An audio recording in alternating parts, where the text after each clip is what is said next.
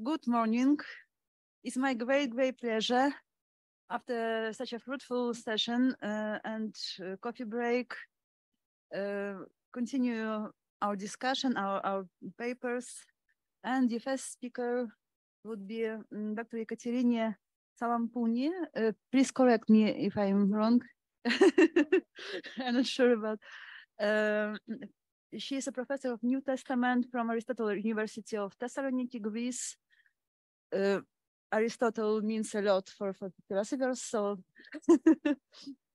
and she presents the paper exploring the role of women in Orthodox Christianity, past commitments, perennial problems, and recent developments. Please. Thank you very much for the introduction. I would like to thank the organizers of this fascinating conference, and especially Professor Vassilios Makridis and Dr. Pantelis Kalaitsidis for inviting me to present this paper. It is indeed quite important, I think, to explore the relation of Orthodox Christianity to pre-modern social values and structures, and explore the impact that such a commitment to the past may have on the process of defining Orthodox Christian identities in our postmodern world. In this context, the question about the place and role of women in Orthodox Christianity is of particular relevance. It could serve, I think, as a case study of the challenges and tensions that this lingering on the past may create for contemporary Orthodox Christian communities, as well as of its theological and practical implications. Admittedly, there is an extensive literature on this topic that indicates a growing interest in readdressing the controversial place of women in church life. It is unfortunately beyond the scope of and the time limits of this paper to go into a detailed discussion of all the arguments raised in the contemporary debate of this issue. Therefore, and for the sake of time, I will focus on three aspects of this vast topic. In the first part, the current situation of women in the Orthodox Church will be briefly described, and some of the most significant developments and tensions will be highlighted. I will then attempt to identify some of the main historical and cultural reasons that have probably played an important role in establishing the mainstream Orthodox views of the place of women in the church. Finally, some suggestions will be made for a critical reassessment of this past and for a constructive engagement with the challenges and developments in pre-modern societies. Let's start with the current situation. The role of women in the church and their value or their rights as human beings has often been stressed in various official documents of the Orthodox Church. In these texts, equality between men and women in the church is reaffirmed, and the danger of an unjust treatment of women as victims of violence or objects of trade is also highlighted. In the recent document on the social ethos of the Orthodox Church, so-called For the Life of the World, for example, it is clearly rejected that men or women can surpass each other in spiritual dignity. It is also admitted that inequality of men and women is the tragic reality of our fallen world. This is a rather interesting remark, since in practice, certain forms of inequality and marginalization of women are presupposed or even endorsed by the Orthodox Church. In this case, then, the Church seems to reproduce the structures of a world that remains in the dominion of sin and decay. The authors of the aforementioned text seem to be aware of this and single out two important manifestations of this entanglement of the Church. First, the ritual impurity of the female body, especially in the context of Eucharistic participation. And secondly, the possibility of women to actively participate in the ministry of the Church as diaconesses. This is, from my point of view, a brave statement, since in other documents, as well as in the practice of the Orthodox Church, we can see that the Church is rather reluctant towards such a change. In fact, a certain ambivalence is often evident, especially regarding women's ministry and female diaconate. In a 2004 document, for example, containing the suggestions of the Church of Greece for modifications of the draft establishing a constitution for Europe, the equality of men and women is clearly defined as an element of the European identity and as a criterion for new EU members. You can find this text on the website of the Special Synodal Committee on Women Issues of the Orthodox Church of Greece, which, by the way, is mainly many men there as well. In an early document, though, namely a statement issued by the Holy Synod of the Church of Greece in 2001, as a reaction to the document prepared by the EU Committee of Women's Rights and Gender Equality, the issue of equality is replaced by a clear denial of any reassessment of the role of women in the Orthodox Church, which is described as fixed. Two particular issues raised in the EU document are criticized: the ordination of women in the Orthodox Church and the so-called Avaton of Mount Athos, namely the prohibition of women to enter the territory of this monastic commonwealth. The synodal document reaffirms the equal rights of men and women in work opportunities and conditions, but evokes several documents like the Amsterdam Treaty of 1997 and the Treaty of Nice, signed in 2001, in order to protect the status quo when it comes to the relation of church and state in Greece and the participation of women in church hierarchy. A certain tension between the role and place of women in the secular space of economy and work and their right to accessibility on the one hand, and their role and place in the church on the other is evident here. A similar tension can be detected in the way the female body and identity are treated in various documents and public statements of church officials. Although gender equality is always proclaimed as a constitutive expression of the life in Christ, the women's right to determine their role as mothers is often disputed. Family and childbirth seem to be understood as a constitutive part of their gender identity. The rights of the unborn child and of the father are also stressed without taking, however, into consideration the circumstances of pregnancy or possible medical factors. This is, for example, clear in an encyclical letter issued in September the 5th, 2022, a year ago, that dealt with the women's right to abortion. The tone of this document is indicative of the way women are traditionally perceived in the Orthodox Church. Although in previous texts it is often stated that childbearing is a common decision of two parents, in this recent document this is not the case. Women are only once addressed as those, and I quote, who are blessed with the gift of motherhood, end of the quote, and they are urged, again I quote, to by all means protect the treasure of life that bear in their womb, and despite the difficult conditions or the pressure from others, to accept with trust and faith the gift of God, end of the quote. The church, though, reserves for herself the role of the mother. It defines itself in the text as the mother, who praises and raises her voice to protect the unborn life, but also materially supports families. There is no nuanced pastoral concern about those women who, under certain circumstances, decide to terminate pregnancy. It seems that texts like the aforementioned synodal encyclical adopt the form of a patronizing monologue and the tone of mansplaining.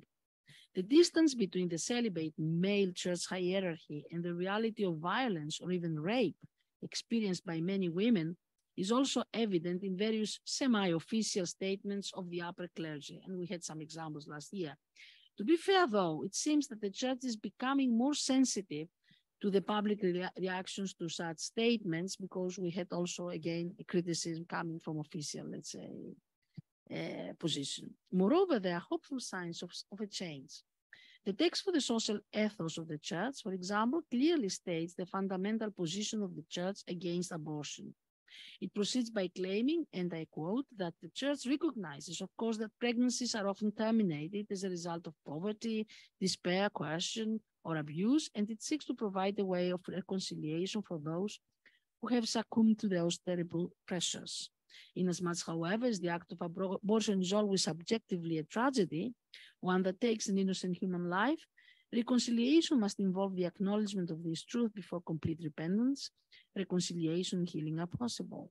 Moreover, the church must be ready at all times, inasmuch as it truly wishes to reaffirm the goodness of every life, to come to the aid of women in situations of unintended pregnancy, whether a result of rape or of consensual sexual union, and to come also to the aid of expectant mothers suffering from penury, abuse, or other adverse conditions by providing them material and emotional support, spiritual secure, and every assurance of God's love both during and after pregnancy, end of the quote.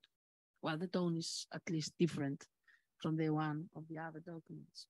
While the role of women as child bearers in the family is clearly affirmed in the official documents of the Church, especially those of the Church of Greek that I mentioned, their visibility in the public space of the parish life is usually confined in that of voluntary work, almsgiving, and in some cases, teaching in Sunday schools. Women are usually absent from the parish administration in their previous role as deacons. An institution that has never been abolished by the Orthodox Church remains inactivated, with the exception of the Patriarchate of Alexandria, but there is a long discussion about what exactly is going on. Furthermore, their presence in various synodal committees is rather sparse. Despite their roles as volunteers, instructors, or mothers, they are absent, for example, from synodal committees that have to do with these particular issues. And this is, for example, the case in the committees of Christian education and youth, or of social care and philanthropy in the Church of Greece, roles that are traditionally ascribed to women. Their presence in the Great and Holy Synod of Crete was very low.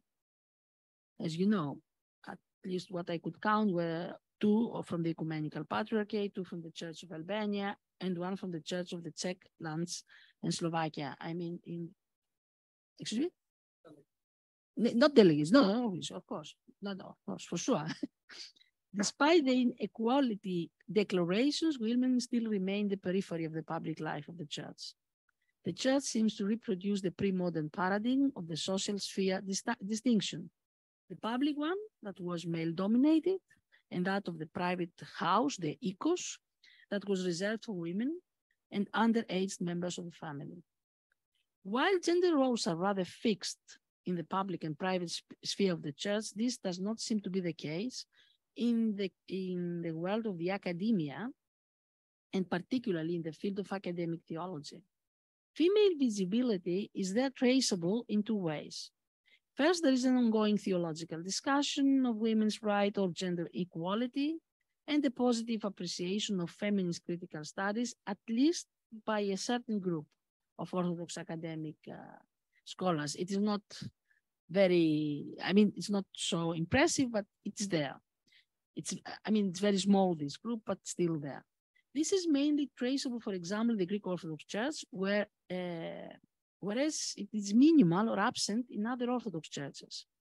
It was the result, at least in our case, of the theological developments during the 60s of the previous century that opened the way for dissertations and studies that focused on the female voices in the biblical text, or even discussed in a rather preliminary form gender equality.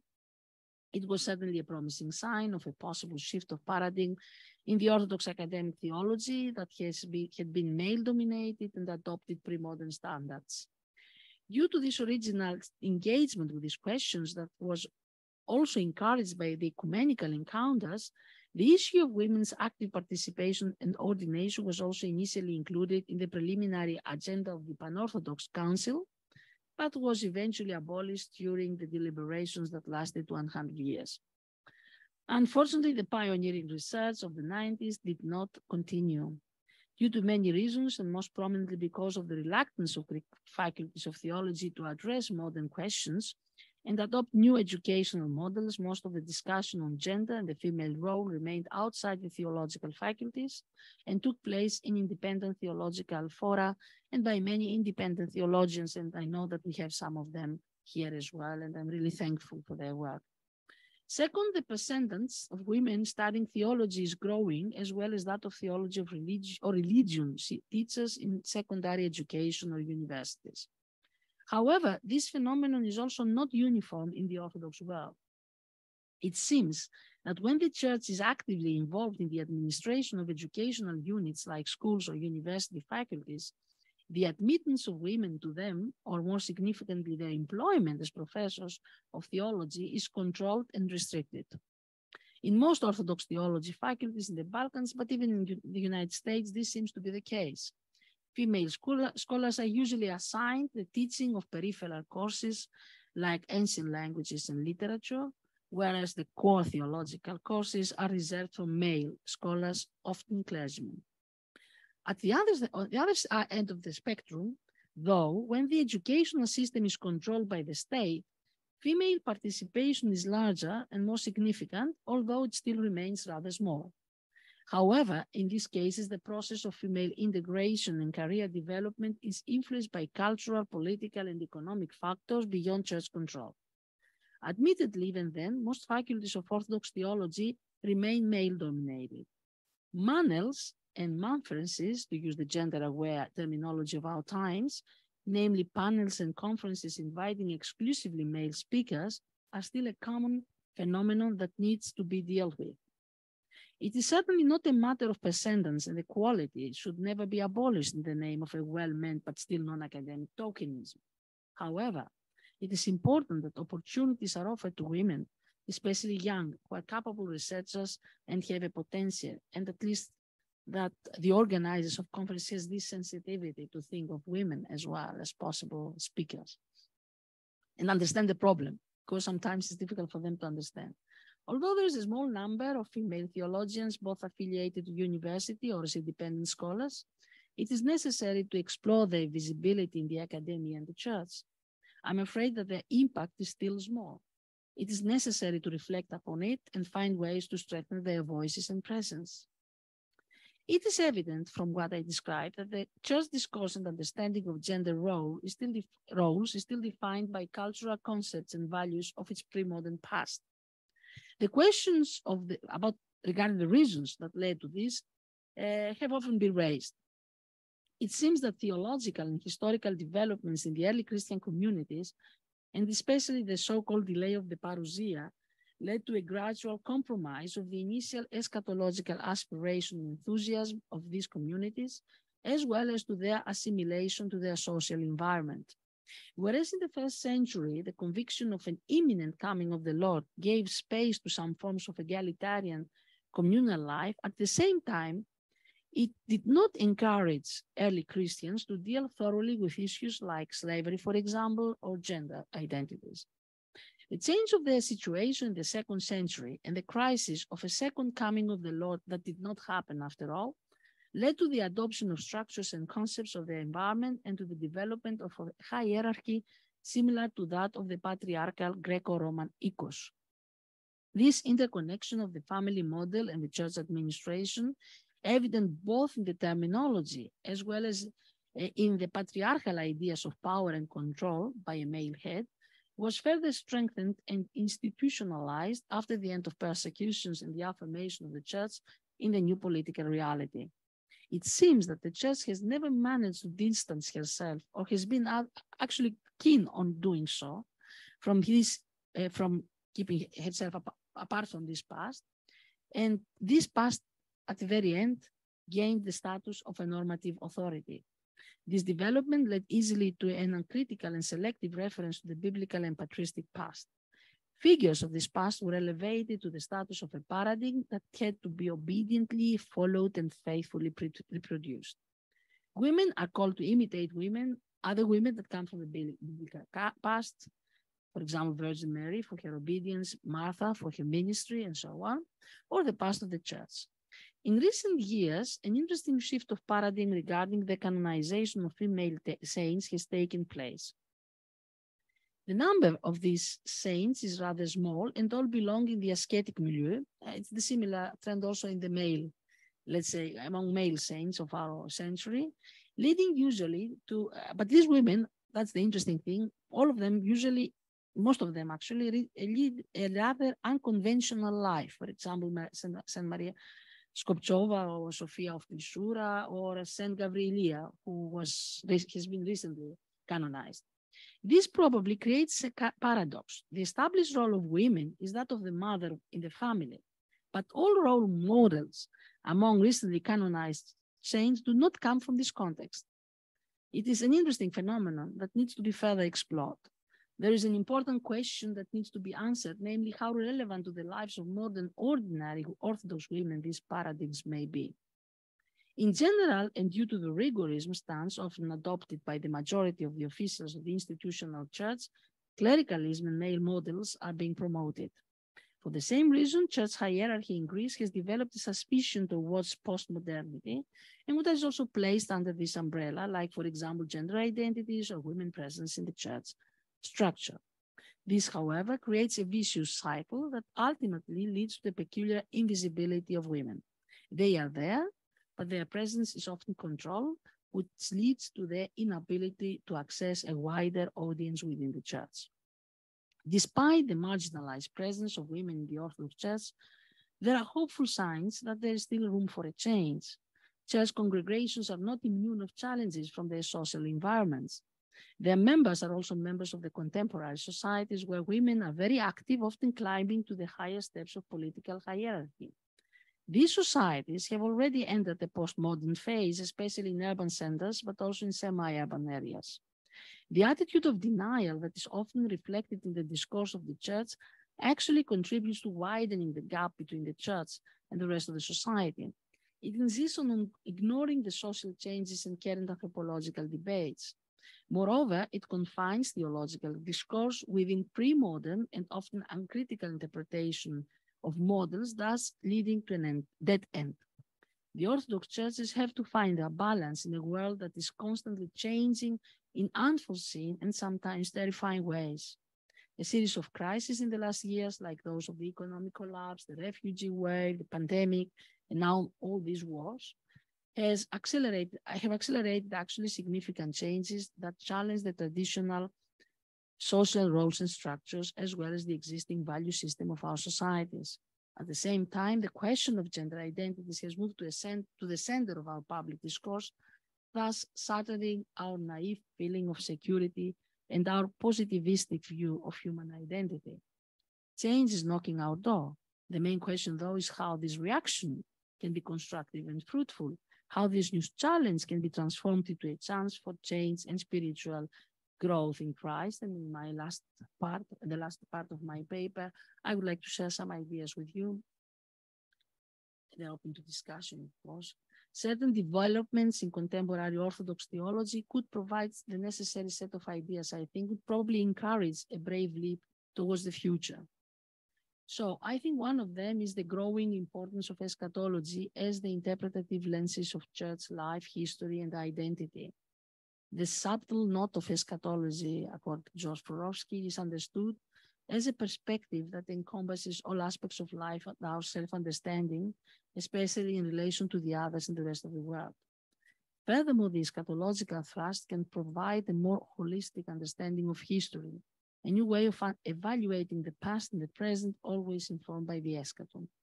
However, this eschaton, and I think this is very important for us Orthodox always to keep in mind, should not be perceived as a fixed reality that informs and dictates the present. Having already entered our present time, it interacts with our reality, it transforms it, and leads to a reassessment of our existence and to a relativization of power structures. This dialectic relation creates new hermeneutical lenses to read our past and understand our present. More concretely, it raises, first of all, the important question of the nature and function of tradition and challenges our established views about human identity and our role in history in the church. It enables a critical reflection of our past and encourages us to raise new questions that, like new wine, they cannot be kept in old wineskins. In this respect, it is necessary, I think, for example, to broaden the scope of our discussion about gender identity and equality and move beyond the question just of female diaconate.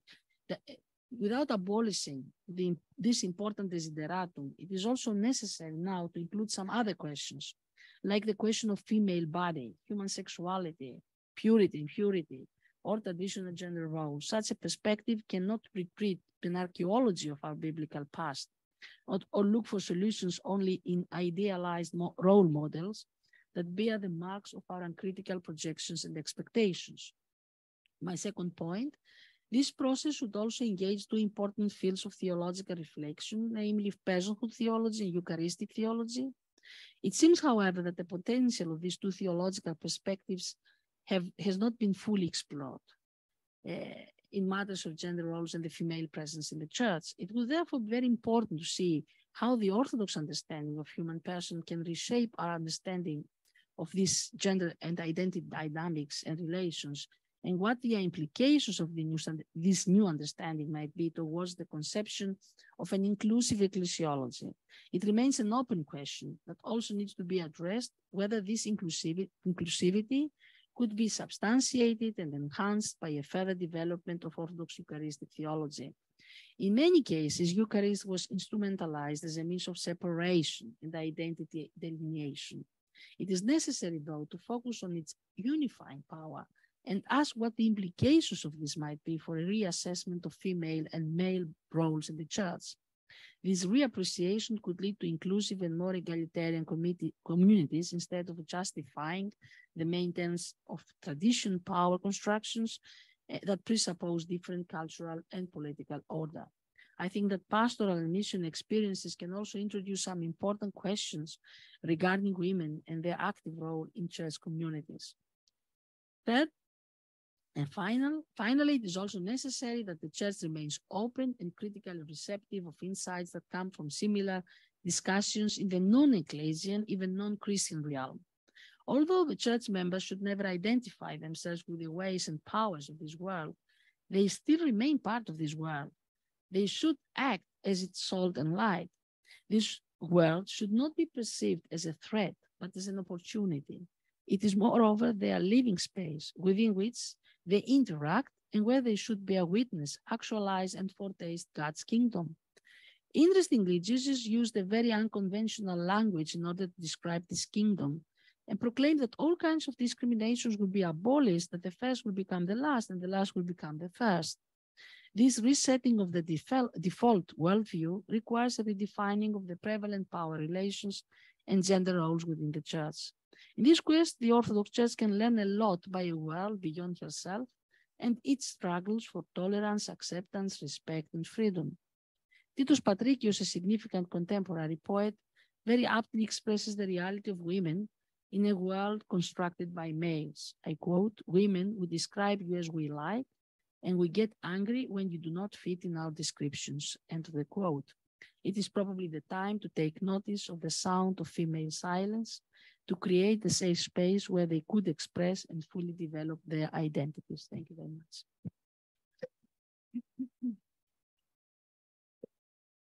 Thank you so much for a very inspiring paper.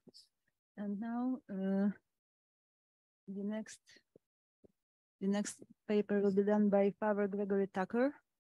He is a postdoctoral researcher, Faculty of Catholic Theology, University of Regensburg from Germany.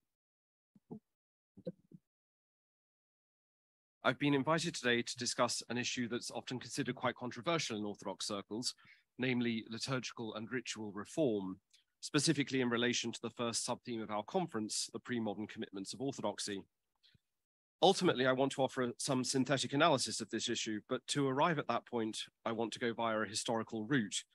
This is not only because my own academic training is in what is sometimes called historical theology, a term that I loathe, but because so much of the contemporary conversation in Orthodox circles, popular as well as academic, is couched in historical terms. I hope you will forgive me if I linger somewhat over the details, but in my experience, liturgy and liturgical history remain little understood by theologians, historians, and other scholars of religion, including those who specialize in Eastern or Orthodox Christianity. So I don't want to make assumptions about what our shared background might be.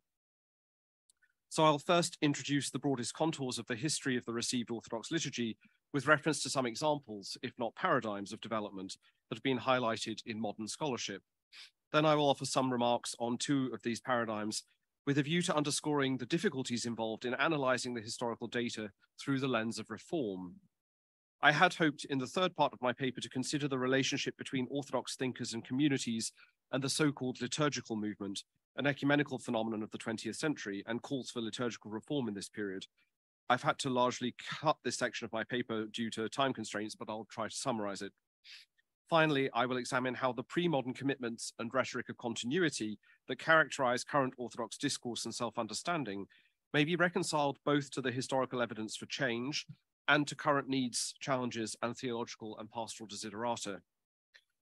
I had at this point a long list of further qualifications to add to the limits of my paper, but I'll skip them in the interest of time, and you can challenge me about it later. So part one, documented development and diversity, or has Orthodox liturgy changed? Most Orthodox Christians worship today according to a liturgical rite dubbed by specialists as Byzantine. It has remained fundamentally unchanged for centuries and has roots stretching back into late antiquity. Apologists often identify the self-evident stability and relative uniformity of contemporary Orthodox liturgical practice as a mark of the authenticity and reliability of the tradition as a whole. In short, Orthodox liturgical practice is often presented and perceived as an unchanging component and expression of an unchanging faith. There is no denying that elements of this received Byzantine rite, certain structures, prayers, readings, hymns, rituals, and so forth, are genuinely ancient, although precise dating is often very difficult.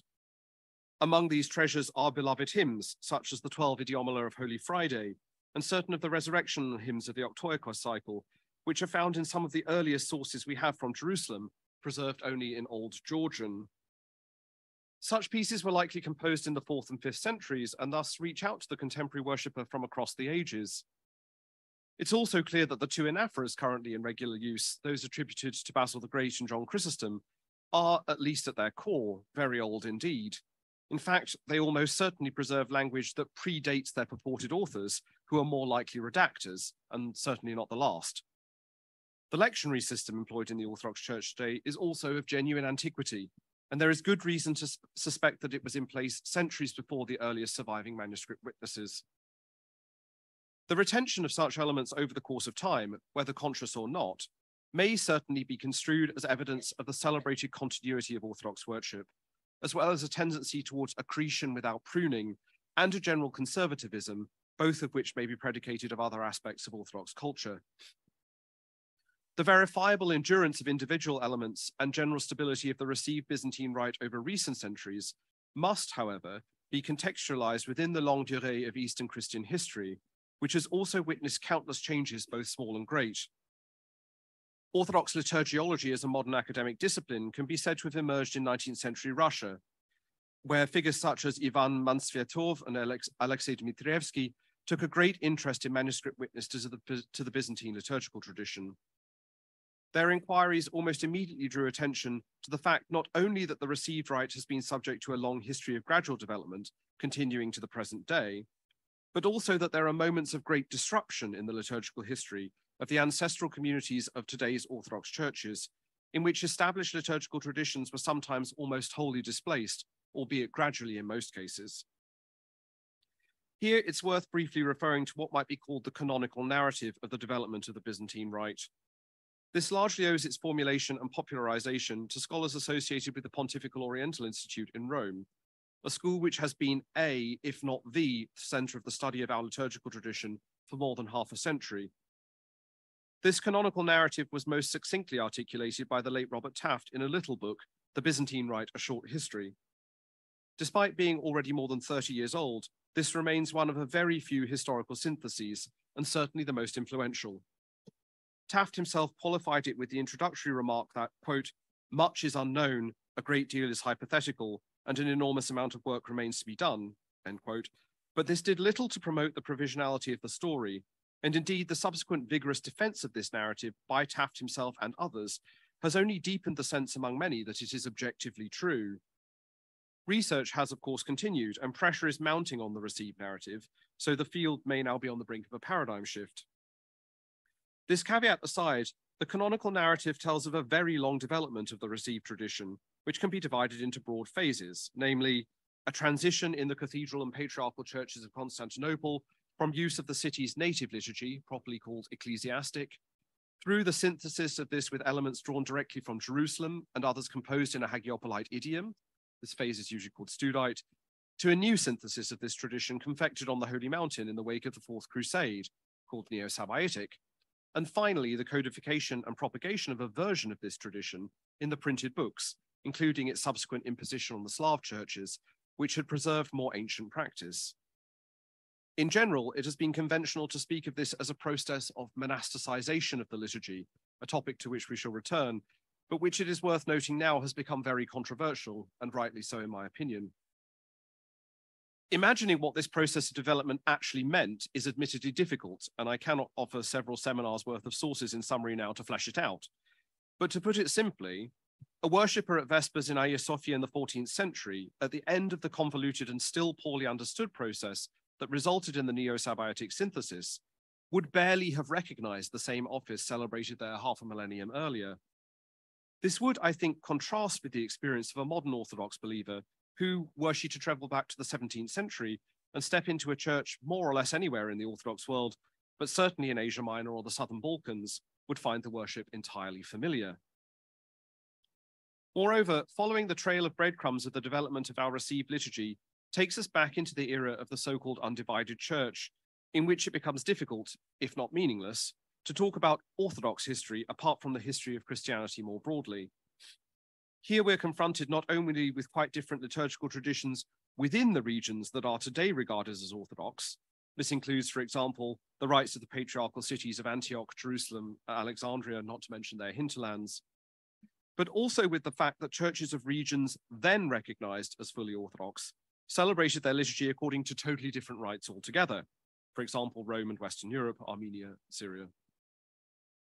Thus, while one may try to argue that there is some intrinsic connection today between what liturgists call the Byzantine Rite and Christian Orthodoxy, that is to say, Orthodox faith is somehow bound up with this liturgical tradition exclusively, within a historical perspective, one must concede that this was not always the case. Perfectly Orthodox Christians of past generations have worshipped according to the rites that are the ancestors of, for example, the modern Latin Rite of the Roman Catholic Church and the Rite of the Coptic Church, which today fall outside the boundaries of Eastern Orthodoxy. Others worshipped according to rites that have no living practitioners at all. Even if we choose to disregard this line of argument and adopt the polemical position that already in the era of the undivided church, there was something awry with non-Greco-Slavic Christianity, such that we need not concern ourselves with its tainted history, liturgical scholarship has proven, if nothing else, and beyond all doubt, that the liturgy of the Greco-Slavic, that is to say, Orthodox Christian tradition, has itself been subject not only to minor development, but also to seismic shifts. My overarching point is that the relative recent stability and uniformity of current Orthodox liturgical practice is perhaps the exception rather than the rule within the history of the Church writ large. You may have noticed that I've thus far spoken mostly of liturgical development, whereas the title of my paper promises a reflection on reform, as well as ressourcement and revolution, which we'll come to later. This has been deliberate, and I want now to interrogate the distinction further through two case studies. So part 2, motivations and principles of reform, or why our liturgies changed. As already noted, amassing evidence for the development of the Byzantine Rite is no great challenge. Even a liturgical non-specialist is immediately confronted by the diversity within the manuscript record, assuming they have adequate philological skills to access it. Indeed, it has become an axiom of current historical liturgical studies that every manuscript offers a unique witness to the tradition, and we would ideally edit and publish every one of them. It is much more of a challenge, however, to identify the catalysts or motivations for this documented development. Yet this is surely what we must do if we wish to think through our liturgical history not only in terms of development, but of reform. There's not time here to debate the meaning of reform, but to my mind, it is surely the conscious application of ideologically grounded principles with the intention of effecting change that allows one to speak of reform as such. And it is really reform rather than mere incremental development that agitates a certain kind of contemporary Orthodox conversation. There have been very few synthetic treatments of Byzantine liturgical reform, but one exception is Thomas Pott's La Réforme liturgique byzantine, which appeared in 2000 and in English translation 10 years later. In the second part of this study, he turns to historical paradigms, his term, of reform, stating that his goal is, quote, to study the footprints which witness to man's active intervention in the evolution of the Byzantine liturgy and to discover the characteristics of these footprints. In other words, how man justifies his intervention, end quote. Thus, Pott's goal is apparently compatible with ours, namely to identify motivations and principles of reform. Pott dedicates more than 80 pages to what he calls the Studite reform, which we shall take as our first case study. I can't now begin to describe the contents of this long movement in detail, but I'll attempt to very briefly recap it for those who are unfamiliar with it. The Studite reform is generally understood to have begun in the 9th century, either after the arrival in Constantinople of Theodore, charismatic abbot of the Secudian monastery on Bithynian Olympus, whose community was translated to the important monastery at Studios in the suburbs of the imperial capital in 797 or 798, or else mid-century following the iconodual victory. It's hypothesized that the Secudian community brought with it its own liturgical tradition, a version of the Liturgy of Jerusalem or Palestine, which was then introduced as part of a wider program of reform of the life of the Studite monastery. The broader dissemination of this liturgical tradition is usually linked to the role played by Theodore and other monastics in resistance to iconomachy, which is said to have heightened the prestige of monasticism in general and led to the adoption of monastic liturgical practice in particular. The Studite liturgical reform is described by scholars as a synthesis. The reason for this is that what the sources very clearly point to is not the total replacement of one liturgical system by another, i.e. in this case, the substitution of the so-called monastic rite of Jerusalem for the so-called cathedral rite of Constantinople, but rather a fusion of elements of two traditions. Painting in the broadest brushstrokes, we can see that from the ecclesiastic tradition of Constantinople, the euchology, calendar, and lectionary are maintained, whereas from the Hagiopolitan tradition of Jerusalem, the daily office and many hymns are taken over. The process of Studite liturgical synthesis was not quick. Indeed, it lasted many centuries. Taft observes regarding the euchology that, quote, only by the turn of the 12th, 13th century did the new redaction by and large win out, and the same would be true of other elements. So the canonical narrative gives us a movement of liturgical reform in Constantinople, spanning about 4 centuries, the 9th to the 12th, closely identified with the activity of a monastic community, the Studites. More recent research by Stig Simeon Freushov and others has seriously questioned both the period and point of origin of this synthesis. While his conclusions are still being contested, it's significant to note that he identifies Jerusalem liturgical material in Constantinople in the 8th and even 7th centuries, and thereby questions not only the significance of Theodore and the Secudian monks in introducing this tradition to the capital, but also its relationship to monasticism and inherently monastic character more generally. We cannot be detained by these details any longer, so let us return to Pott and his analysis of the motivations and principles of this reform. But here we run into a problem. For despite the fact that Pott posits the Studite liturgical synthesis as a paradigm of reform and explicitly sets out to uncover the intention lying behind it, it's not clear to me that he actually succeeds in answering the question of why the Studite reform took place. First, we have to say clearly, as Pott admits, usually in roundabout ways, that the liturgical evidence itself is extremely thin. Almost nothing is known about the life of the Secudian monastery in Bithynia, including its liturgical life. Likewise, almost nothing is known of the early liturgical life of the Studite monastery. It's thought to have followed the monastic tradition of the Constantinopolitan Ekimeti, the sleepless ascetics, but this is itself mysterious. Moreover, the liturgical sources that do bear witness to the supposedly Studite synthesis of ecclesiastic and Hagiopolitan traditions post-date Theodore by a century or more. Thus, comparative study of liturgical sources themselves can only take place between sources that already evidence synthesis. Secondly, Pott observes that, quote, because the stated intention did not explicitly accompany the liturgical changes, and because these changes were not in turn the object of explicit legislation, the intention must be sought in the heart of the mentality of the reformers, end quote. All well and good. But in the following pages, Pott effectively demonstrates that only the vaguest of intentions can be uncovered in even these sources. Thus, Theodore thinks that liturgy is important. He thinks it should be celebrated conscientiously and purposefully. He thinks it is largely something to be received without change.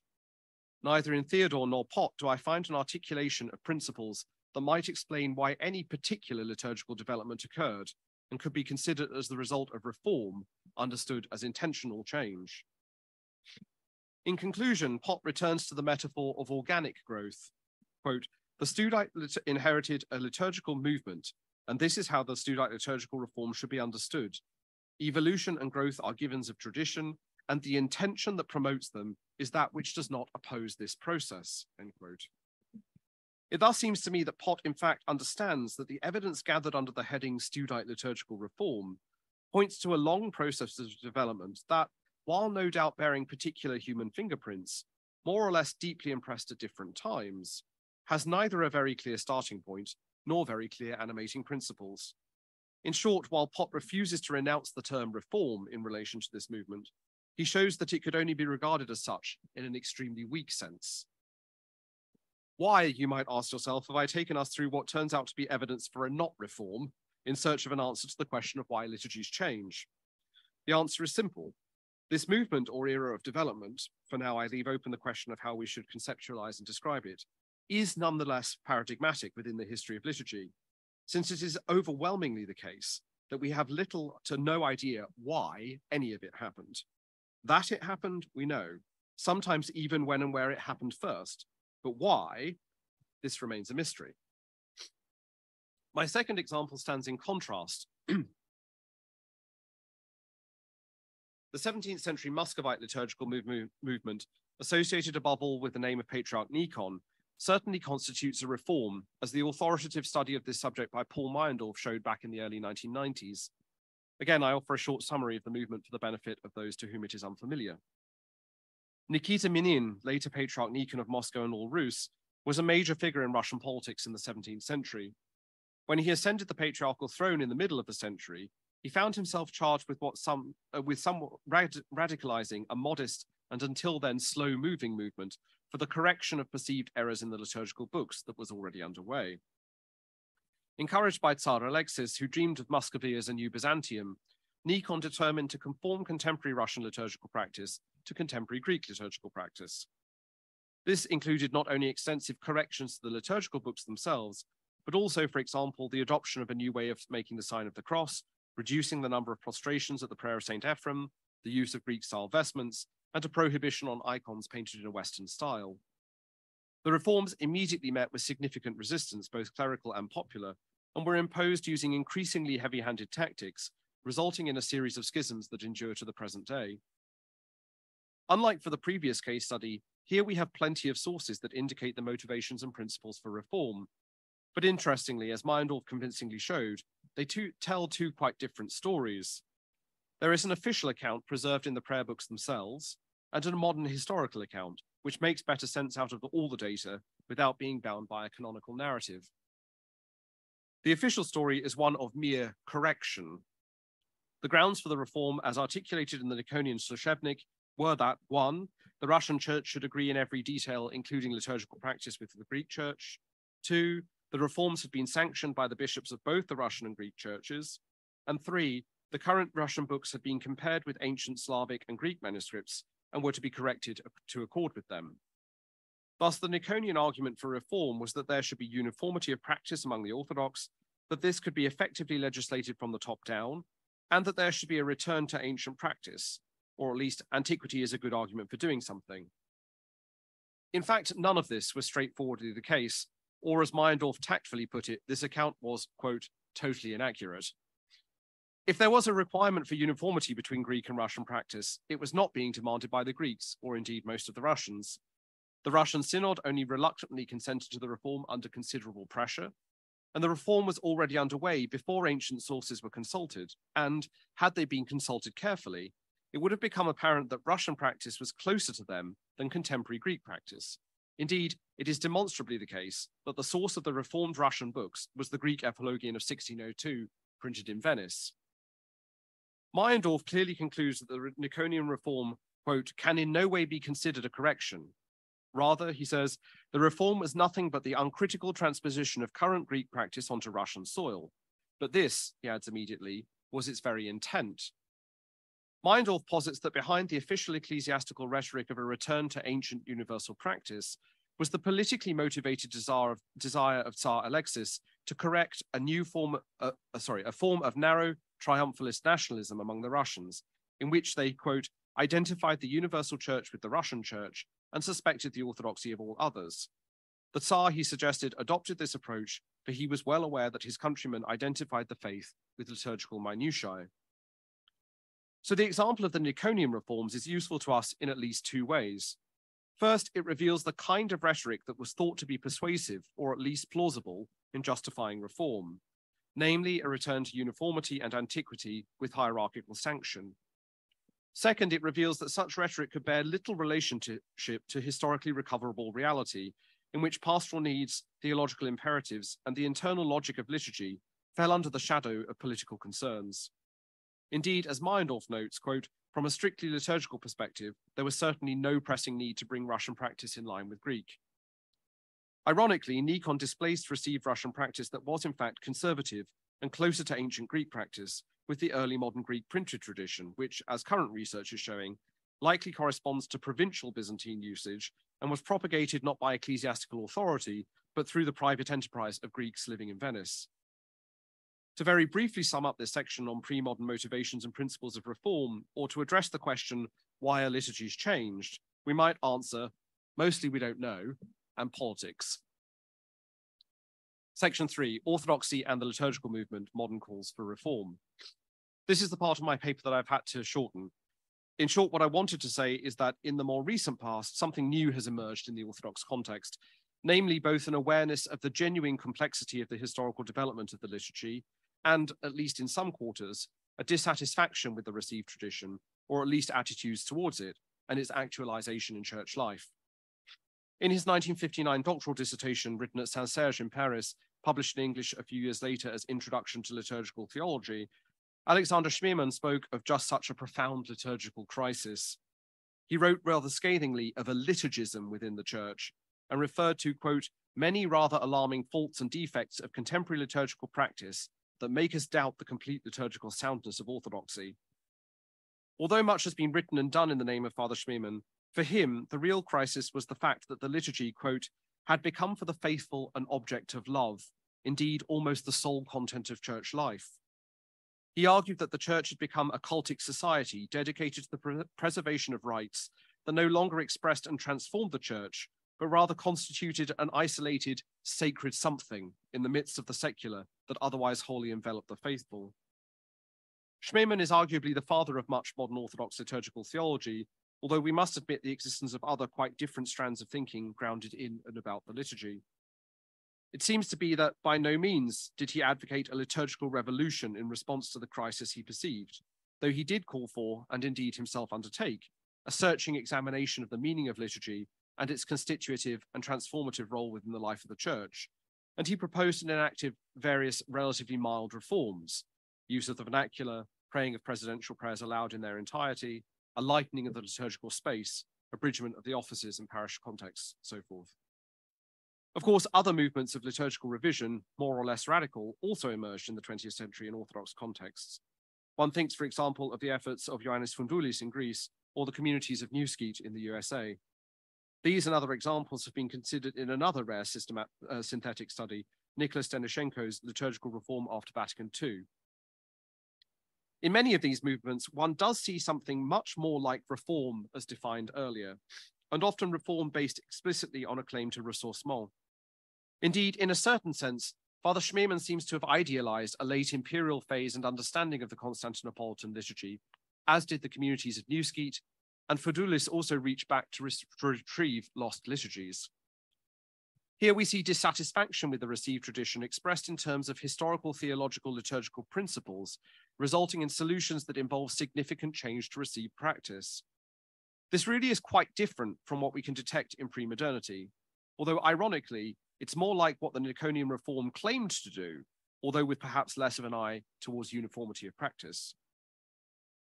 I find it difficult to assess movements in 20th century Orthodox liturgical scholarship and renewal, on the one hand because I think we lack sufficient historical distance to assess what was or really is going on, and on the other hand because my own experience of Orthodoxy has been very much shaped by what would be regarded as reformed liturgical practice, though I tend to balk at the idea that it's really innovative. Many of the impulses, including the promotion of frequent sacramental participation, more involvement of the laity in the services, use of the vernacular, liturgically oriented catechesis, expansion of liturgical services beyond the weekend, seem fundamentally correct to me. Others, however, trouble me. Calls for a wholesale revision of our offices because they are, quote, monastic, makes little sense to me, and it's turning out, are probably based on a fundamental misunderstanding of categories within liturgical scholarship. The rejection of symbolic interpretations of the liturgy may be depriving us of important theological insights. Calls for the revision of prayers because they are, quote, theologically problematic raises the question, according to what theology? The tendency to want to cut or revise hymnography because it's overwhelming or, again, theologically problematic raises the question of how biblical hermeneutics is taught and who gets to decide. So my concluding remarks. Section 4, Liturgical Development Today, Ressourcement, Reform or Revolution. The subtitle is A Pile of My Own Contradictions. This brings us all rather abruptly to the present moment, and indeed the topic of our conference. What are we to make of all of this in our current context? On the one hand, we need a generous spoonful of honesty and humility about all of this. Whatever statements about the apostolicity or changelessness of the Orthodox liturgical tradition might mean, from the point of the historian, they simply cannot mean that the rites practiced by Orthodox Christians are today are identical with those celebrated by Orthodox Christians in the past. There is simply no way around this. Our liturgical tradition was and is dynamic, not static, even if there is currently a relative stability and uniformity of practice. The evidence points to much greater diversity historically, which has several consequences to my mind. One, we must not teach an unhistorical account of an unchanging liturgy in our churches. Two, we cannot identify Christian orthodoxy with this liturgical tradition exclusively. And three, we should be open to the possibility of further development. Indeed, perhaps we should even create favorable conditions for it. For example, I see no reason why new hymns and prayers cannot be more regularly composed, preferably by persons with ears for both theology and poetry, or why customary abridgments of services cannot be more formally described, though preferably not prescribed. Competent persons should be encouraged to undertake this work.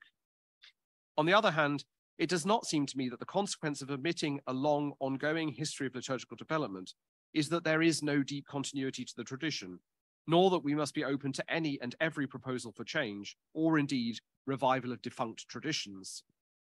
What concerns me in particular is the ideologies, perhaps that's another word for theologies, lying behind some calls for reform, including those based on supposed historical precedents. It seems to me that the impulse to reduce the length of the services, to reduce the number of psalmodic texts, to reduce the number of hymns, to reduce the number of commemorations, to reduce the number of prayers, a constant reduction will inevitably result in a loss of richness and complexity, and yes, tension or even contradiction within the liturgy, which may seem desirable at the level of theological coherence, but in fact ends up replacing a great liturgical symphony with a deafening monotone. What I detect lying behind some of the most vocal calls for reform today is not a repristination of the received tradition along the lines proposed and enacted by someone like Father Schmemann, but rather a revolution in our received practice, animated by distinctly modern, and I really mean modern in the sense of the title of this conference, convictions about how liturgy is supposed to work. There would be any number of major risks involved in pursuing such a program, not least inevitable further schisms within the Orthodox Church. But perhaps the most distressing to my mind is that we will end up standing as we are in postmodernity with a thoroughly modern liturgy. This is no place to take potshots at other Christian traditions, and I have no intention of doing so, but the experience of other communities that did undertake ideologically motivated reform in the 20th century is no doubt prescient. What many of them learned is that the cost of reform of received liturgy in its details was often a liturgical spirituality, which, far from wishing to abolish, they had explicitly sought to reanimate.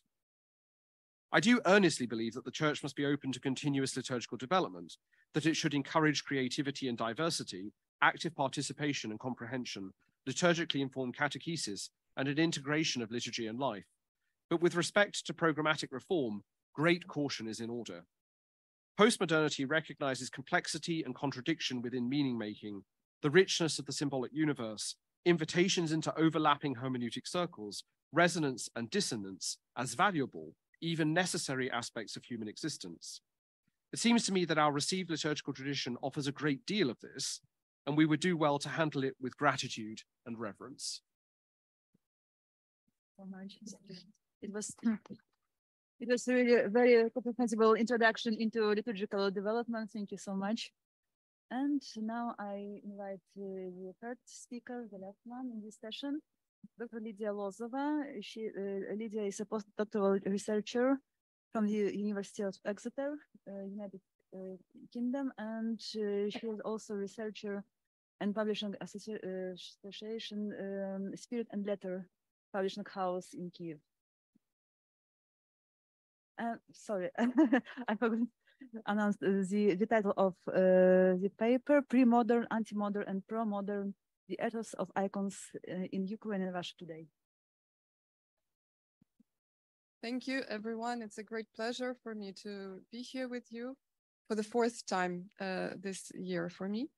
And what I'm going to present is connected with my current research at the University of Exeter, which is dedicated to the social ethos of contemporary iconography in Ukraine during wartime. So I research icons or images which bear references, visual references to war.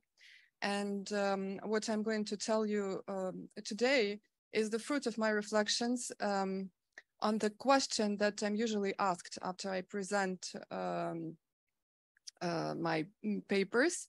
And the questions are usually about, so is this the icon or not the icon? So this will be the first part of my paper, and the second one, in the second one, I will show you some images from Ukraine and Russia, although I will be showing you images during the course of the whole presentation, so stay tuned. Okay, as all Orthodox theologians know, I suppose, icon is primarily about the incarnation. Last Sunday, we celebrated the memory of the Seventh Ecumenical Council, which was the main landmark in the history of icon veneration. It stated that icons should be venerated because Christ became incarnate, and therefore could and should be depicted in the images, which should receive appropriate veneration. The dogma of icon veneration is the climax of the Orthodox theology of incarnation. The icon is also about representing deification that individual humans, the saints, can achieve in Christ.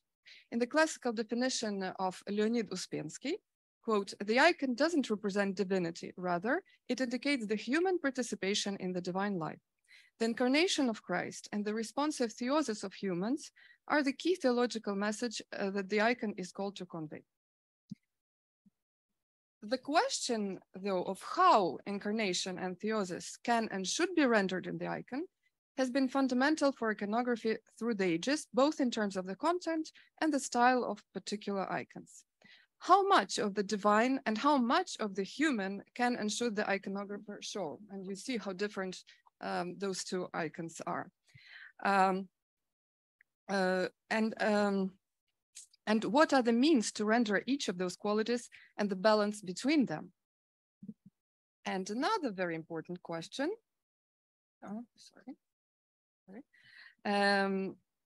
In terms of the incarnational aspect of the icon, how much reference to contemporary historical, social, and political reality can an icon bear to be able to still be essentially iconic in the meaning of an image whose pragmatic purpose is prayer, not simply reflection? This is the so-called Avgustov icon of the Mother of God, created in 1914 in Russia after the appearance of the Mother of God to Russian soldiers, after which they had received a victory. And within the icon, you see the soldiers themselves.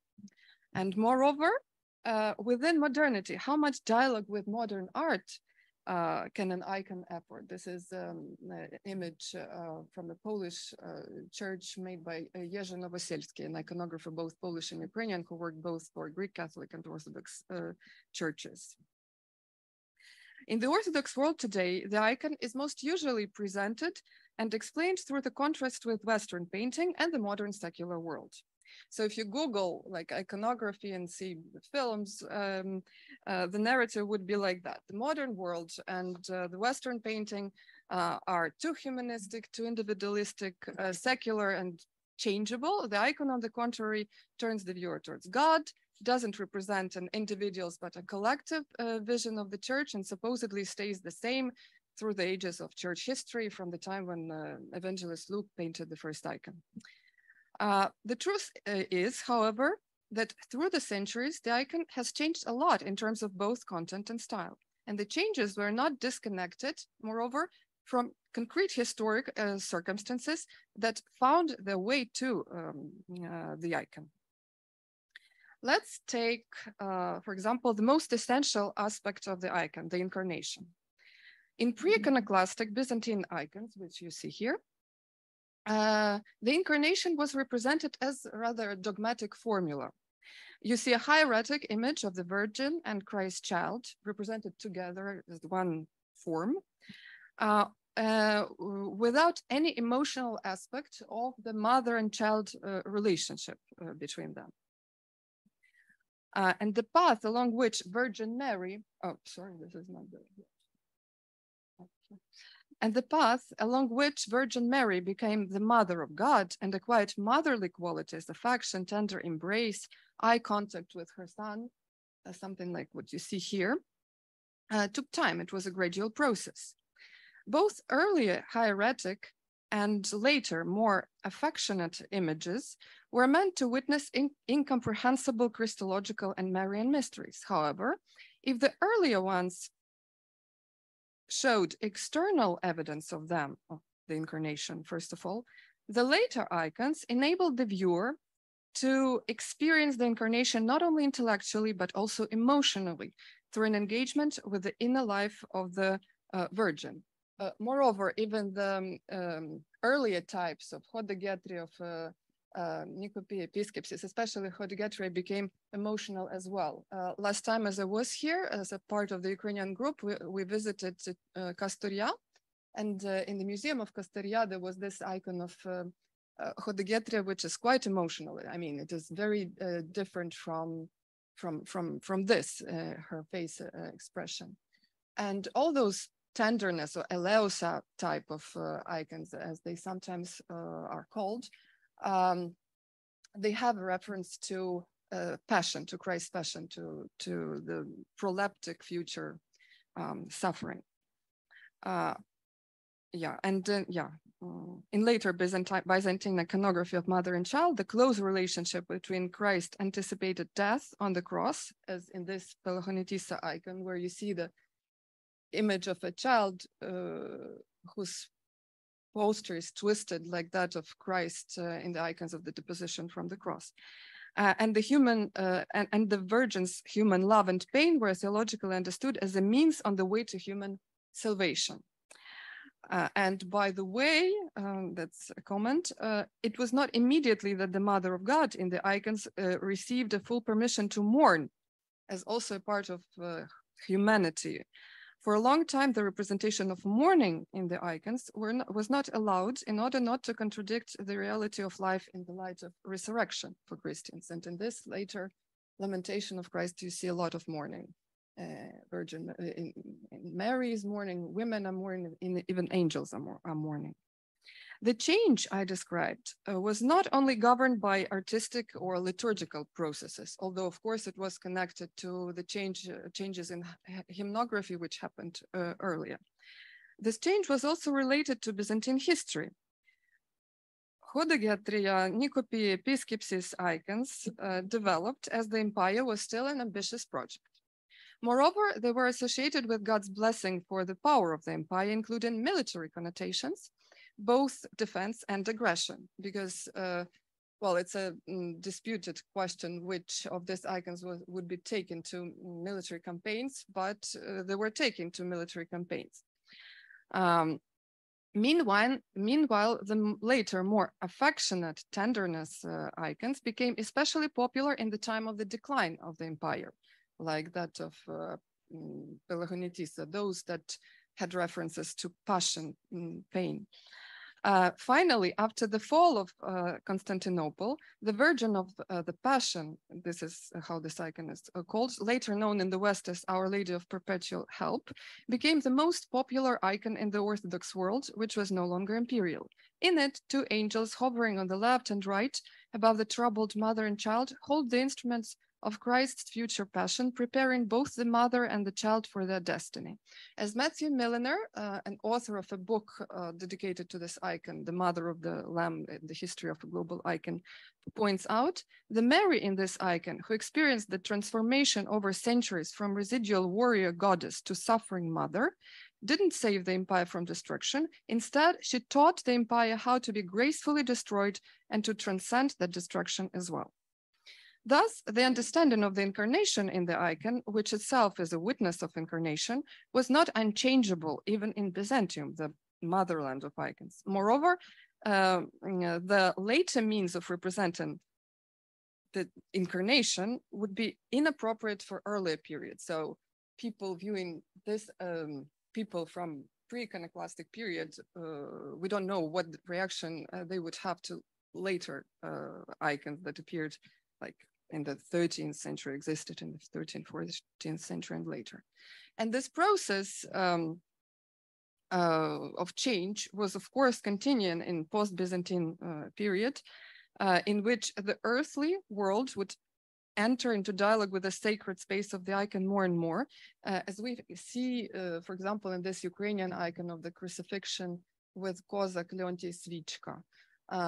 It's just one example. I mean, I will not illustrate you the whole history of iconography, but you see that the world and this gold of another world are basically meeting through this line of this mountain. So the iconicity of the icon, the union of this earthly and the divine, didn't look the same over time, although very different images over the centuries were still called icons, and this causes confusion.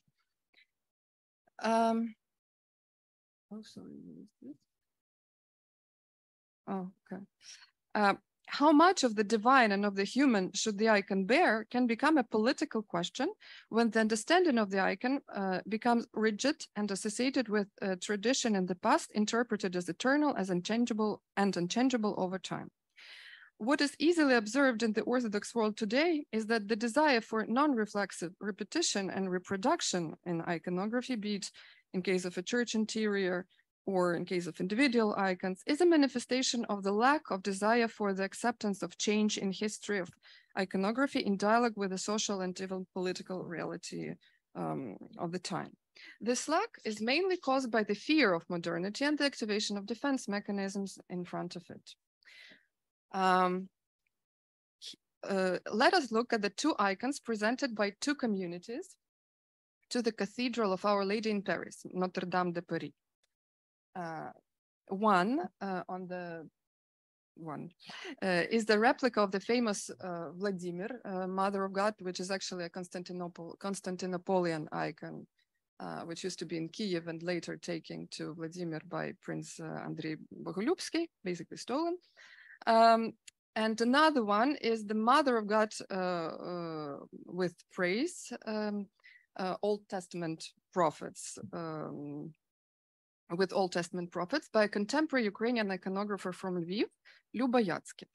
The latter one was presented to Notre Dame by a Ukrainian Greek Catholic community in relation to the tragedy of Holodomor, the artificial famine, which was recognized as a genocide in Ukraine. It is quite innovative in terms of color and composition, although it alludes to the Ukrainian tradition of the 16th, 17th century. When the Russian audience, which comes to the cathedral and sometimes prays in front of the replica, encountered this icon, which was put near the older one, it caused a wave of discontent and even aggression. It was criticized for being, the latter icon, it was criticized for being modernist, uniconic, and even spiritually dangerous. Because it was presented in connection with the Holodomor, some people said that this Mary of Lyuba Yatsky looks like a mother eating her own children because of the color red. And of course, a big part of this unacceptance by the Russian audience was caused by the fact that the artist and the community that presented this other icon was Greek Catholic and not Orthodox. But a part of it was also caused by an unusual manner of the icon's execution. Criticizing the icon, though, people were allegedly defending the divinity from too much humanity, the church from the secular unorthodox world, the East from the West. And iconicity here, and this is very important, I think, was understood in terms of plus and minus. So this is the icon and this is not the icon, and not in terms of a spectrum of more or less iconic renditions of the prototypes. And diversity and too much creativity was here basically equalized with sin. Interestingly, this attitude easily correlates with the social vision presented in the basis of the social concept of the Russian Orthodox Church document of 2000, which finds the Orthodox ideal in the pre-secular past, opposes orthodoxy in modernity, develops along the rigid line God, church, state, society, and assert Christian values over the human person. Essentially, in my opinion, the urge to aggressively defend the copy of the replica of this Mother of God, this Vyshgorod, as we say in Ukraine, or Vladimir, as it is more known in the world, from the modern icon by Lyuba Yatskiv, is the same urge that drives the Russian invasion against Ukraine today, as this aggression is also understood in terms of the defense of traditional values against the West. This is just to show you who Lyuba Yatskiv is, this mother who eats, her own children. She was born in 1977. She's quite an established artist in Lviv, and she's a professor of the Academy of Arts in Lviv. Recently, she curated the creation of a mosaic of wisdom in the main church of the Ukrainian Catholic University. I'm not saying that the desire for repetition and fear of freedom of artistic expression necessarily results in war. Quite often, nostalgic repeating of traditional iconography, whichever tradition is replicated, goes hand in hand with piety and charity. There is a lot of modern parishes in Greece, Serbia, Romania, Ukraine, Russia, and other Orthodox countries that reproduce a certain style which doesn't result basically in anything.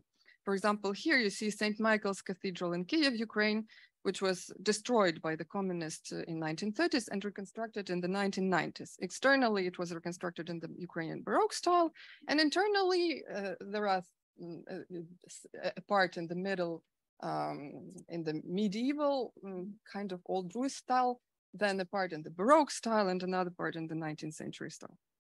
But sometimes the emphasis on repetition may result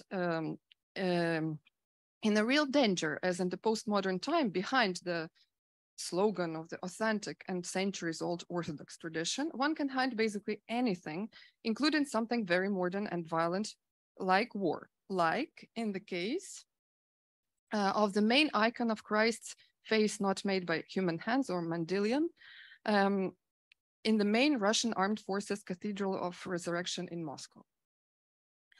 In the back of its board, which used to be a board of a box for a cannon raised from the bottom of Neva River, a cannon which supposedly took part in the Northern War in the 18th century, parts of a rifle from the Second World War were implanted in order to symbolize the victory over the Nazis. However, in the present context, the cathedral was built in 2020. This rifle hidden behind Christ's face clearly functions as a symbol of military aggression justified from a divine viewpoint. It is also worth looking at the mosaic of Mary and Christ child in the apse of the same church. In it, Mary not only resembles the Avgustov Mother of God, if you remember the icon that I showed you before there, the icon which appeared in the clouds to the soldiers, she was pointing with her hand to the west. Here she is also pointing with her hand to the west, but it doesn't only resemble that Avgustov Mother of God icon, which in Russia is known as victory, but also to the gesture of a woman from a Soviet poster. The Order of Stalin is the Order of the Motherland, Prikaz Stalina, Prikaz Rodiny, created by artist Alexander Serov in 1940s. Here, a stern Soviet woman puts her left hand on the shoulder of a pioneer boy, and with her right hand, she points at a brutal battlefield scene of the Second World War, urging the youth to serve the motherland and shaming those unwilling to do it, to defend the motherland. The phenomenon of the Mary from the Armed Forces Cathedral is rather postmodern in its nature, as it consciously plays with traditional identity in a constructivist way. By combining Byzantine iconography with a recognizable socialist realistic method and its messages, and this kind of thing is happening in the mosaics of the cathedral, not only here. One can use and abuse the icon as a weapon in war. The war which, by the way, was blessed by Patriarch Kirill on the feast of the triumph of Orthodoxy, the feast of icon veneration, on March 13th, 2022, with the same victorious icon of the August of Mother of God. Here you see the gesture again. Here the Patriarch is presenting this icon to the head of the National Guard of Russia. However, contemporary iconography does not have to be either rigidly repetitive in relation to the past and opposed to modernity, or constructing its own modernity, abusing tradition for clearly evil purposes. Creativity, diversity, dialogue with the world, and even with the immediate social reality, from within tradition, in terms of both the message of the icon and the artistic expression, can be understood as part of the incarnational dimension of the icon. For example, this happened in Lviv, Ukraine, where a whole community of iconographers work along these lines. In Kyiv and in other cities of Ukraine, there are individual iconographers who share this vision, and in Lviv, something very unique exists. It is a community of professors, alumni, and students of the Department of Sacred Art of the Lviv National Academy of Art, which cooperates with Icon Art, a contemporary sacred art gallery. And this is a picture of those people after an exhibition in front of this gallery, which is a unique place in Lviv where you can see sacred art works and icons exhibited at regular individual and group exhibitions. Interestingly, those artists are both Orthodox and Catholic, and they cooperate, and there is no conflict, no problem. I will just briefly show you some works of those artists. This is Ivanka Demid, a representative of the older generation. On the left, it is the Nativity, and on the right, it is an icon of the wisdom of God with the Paris martyrs. So it's Saint Maria Skoptsova, Bulgakov, by the way, and others. Although she's Greek Catholic, I mean, she's not, Russian. This is her. She did a decoration of a church. This is Kost Markovich, who is also one of the professors of the department. Christ washing the feet of the apostles and Moses in front of the burning bush. Svetoslav Ladyka, slightly younger professor. So this is St. Luke and Christ, the Man of Sorrows. Younger generation of alumni include Ivanka Demchuk, whom Pantelis, who's not here, I think, likes. Actually, it's not people from the list, some other teachers of ours who found her work. Of? Found her work. We used it for the Okay. So the image on the right from you is a big monumental fresco she did in Granada in Spain in the church. This is her husband, Arsène Tereza, baptism of Christ on the metal plate and Gethsemane prayer. Uliana Krychovets, see how she integrates abstract elements, but these abstract elements are referred to the representation of angels in that case, and it was something that Jerzy Nowosielski introduced. Christina Quick, Mother of God and the Pentecost. This is one of the youngest representative of that school, Glafira Sherbak, a girl from Sevastopol, who came to Lviv, I don't know, I think after the 2014. This is the resurrection of Lazarus, and this is the icon of Christ's embrace. She's very innovative and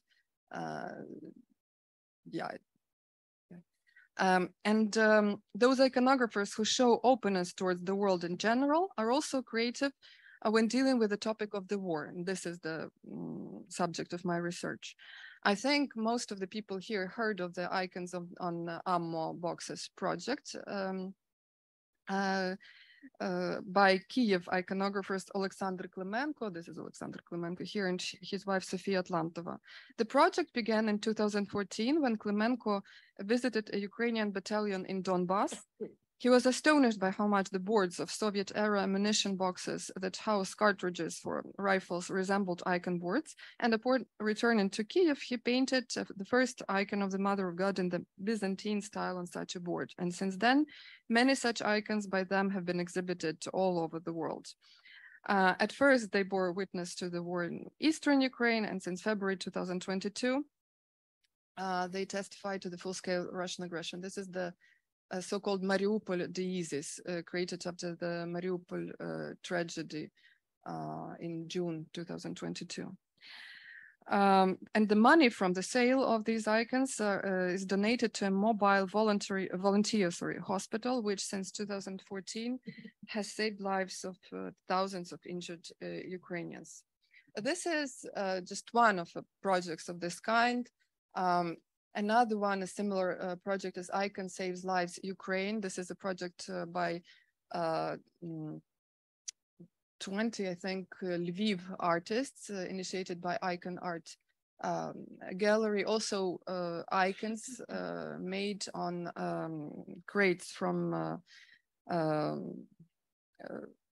boxes with bullets, and the money which was raised through the auction selling these icons also went to humanitarian needs in Ukraine. These are also pictures from the exhibition of this project in Icon Art Gallery. And in those projects, thanks to the material on which the icon are made, the reality of God's incarnation, of God's kenosis and resurrection involves the immediate social reality, and the allos of God becomes outpoured on war victims, not only through prayerful contemplation, not only through looking at them, but also through the direct action of social solidarity. I mean, the fundraising campaigns that these icons participate in. This is an example of another similar, but not same, project Arma Christi, also by Lviv iconographers. They created icons which included a piece of Russian weaponry in them. And well, logically, it referred to the theme of Christ's passion. Well, Arma Christi is a Western iconography referred to the weapon of Christ being his instruments of his suffering and death. This icon by Taras Novak, he's also from Lviv, was not created on an ammo board, but it took part in an auction that collected money for buying a transportation vehicle to transport dead bodies of soldiers from the east to homes of those soldiers. And the iconography of it is the Virgin of Passion. However, because of the meaning of the icon in the Ukrainian context, it was called the Victory of Mercy. Matthew Milliner, the author of that book on the Virgin of the Passion that I referred to earlier, calls this icon the icon of defeat for Byzantium. Well, in Ukraine, the narrative of defeat is not a popular narrative. However, there is a need to go through suffering with dignity, and this is one way to do it. There are also experiments not with the material in which icons are made, and not only with ways they function in the society, but also with iconography. And this is the Heaven on Earth workshop, which used to be in Mykolaiv in the south of Ukraine and now near Kyiv. The Lament of Jesus Christ over Ukraine, in the iconography of Veronica's image, and Scourging of Christ by Kirill and Putin, which resembles Ukrainian passion icons, which you see on the right, one of those examples. Here on the right, you see an icon of iconographer and priest, Father Andriy Ponomarenko from Dnipro, which is called Mother of God Intercede for the Souls of the Desperate. And it resembles the world famous mosaic of Orans, Virgin Orans in St. Sophia Cathedral. But in the lower register, it includes a group of people who suffer from the war, but actually also pets. There is a cat and a dog, destroyed buildings, and the names of the cities that suffered in 2020 too. It is a big icon, and it is in the church now, even not even in one church. I think it was ordered for a few ones. This is an image by Maxim Palenko on the right, which resembles the iconography of the intercession of God Mother in the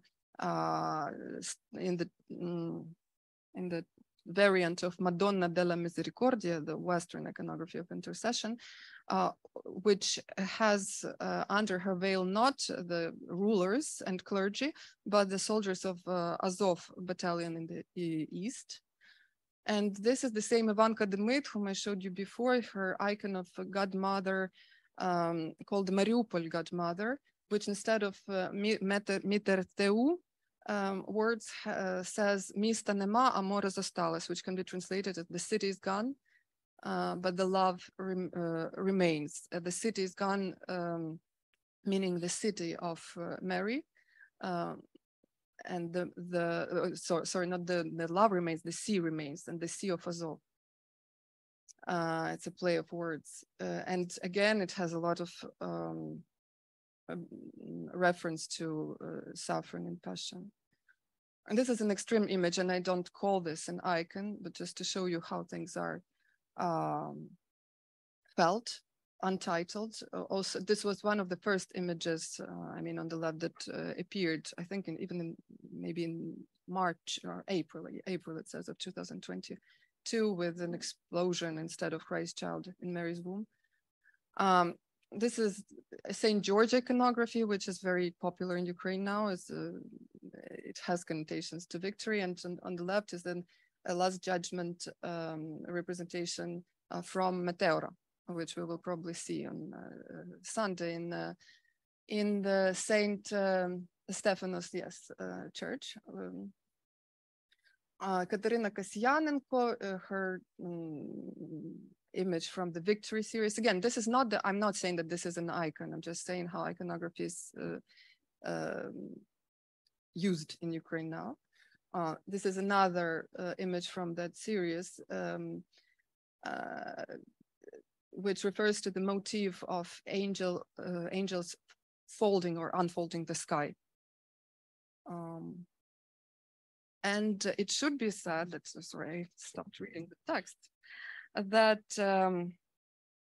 it should be emphasized that such iconography appears in the context of not only the Russian aggression, but also of the hypocritical acceptance of that aggression by many iconographers and iconologists in Russia, who may be producing beautiful and fully canonical imagery, unlike those uncanonical images that I showed you before, or they may even be involved in highly sophisticated theorizing on icons, and at the same time justifying the violence in front of them.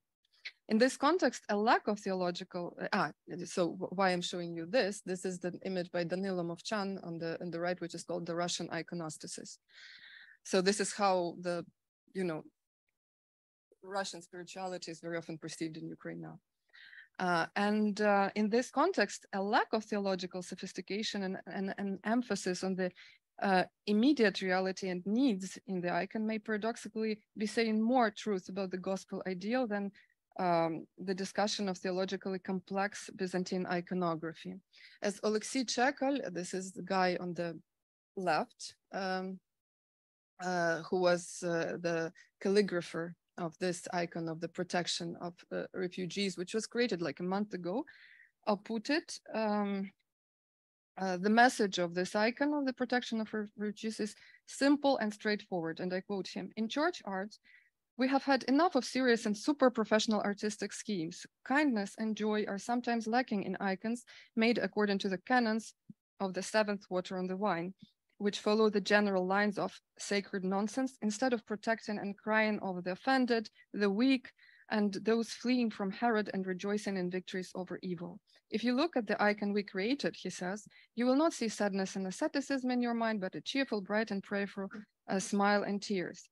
Participation in the world, crying over the offended, the weak, the vulnerable, is, by the way, what makes such iconography the iconography that chooses to co-participate in the world, close to the social ethos of for the life of the world." And Alexei Chekal was, by the way, the curator and designer of the project of the main military church of Ukraine. It's a very small one, the Church of the National Guard dedicated to St. George in Kharkiv. The project was not militaristic, but anti-imperialistic as it was conceived. And iconographically, it referred to the earlier icons of St. George, who was killing not the dragon, but the emperor. And this is the cross. It was created, well, now it's frozen because of the war. It wasn't finished, finalized, but it was created with participation of modern Ukrainian artists. However, showing you those images, I'm finishing, yes. I don't want to say that all icon painting today should be like that, but there should definitely be freedom in experimenting, a laboratory with freedom in which masterpieces may be born. And moreover, I do not intend to say that all Russian iconography are either rigidly repetitive or in the spirit of the Armed Forces Cathedral of Resurrection. There are also examples of dialogical ethos in contemporary iconography in Russia, especially among the artists of the Artos community, an international association of artists, iconographers, designers, art historians, who actively support the development of contemporary Christian art. And the response to the recent political developments in Russia by such iconographers was manifested in refusal from pompous and victorious images, preference for simplicity, intimacy, and small scale, prevailing intonations of sorrow and lament, emphasis on passion, on Christ's passion, and the need for repentance. And just to show you some, this is Irina Zaron from Moscow, Sergei Antonov, a sculptor, Maxim Shashukov, Olga Shalamova, and my favorite, Philippe Davidov, just to show you, well, something with a political message.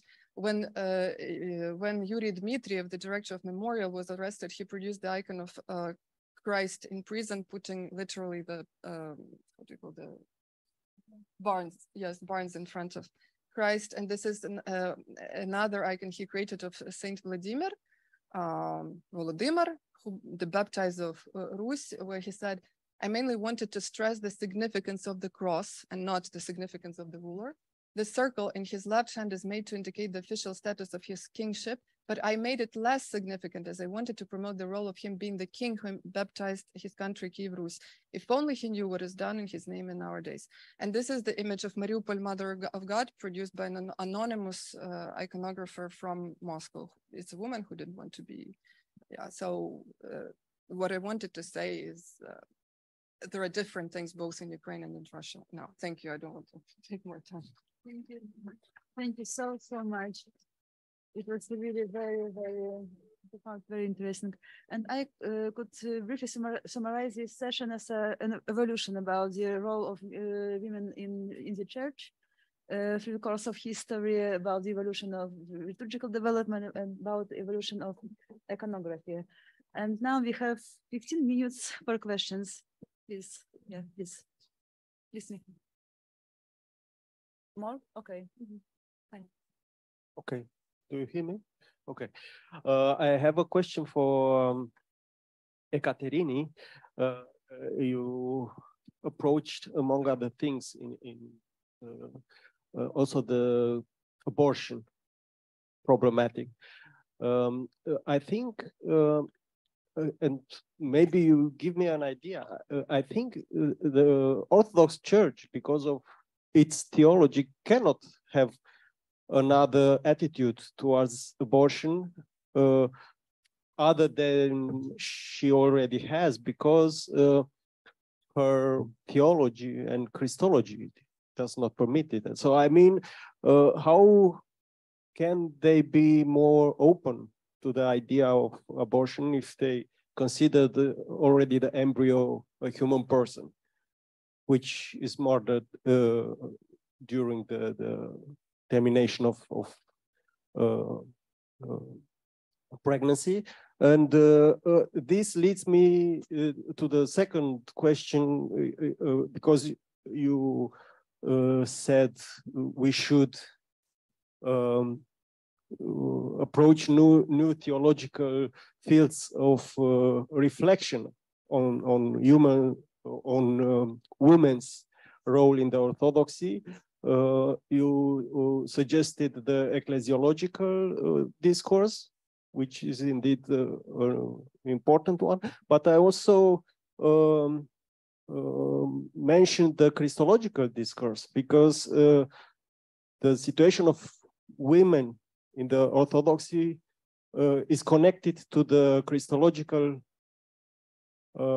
aspect of the manhood of Jesus Christ. So that the conservative circles argue, yeah, Jesus was a man, so this has to mean something.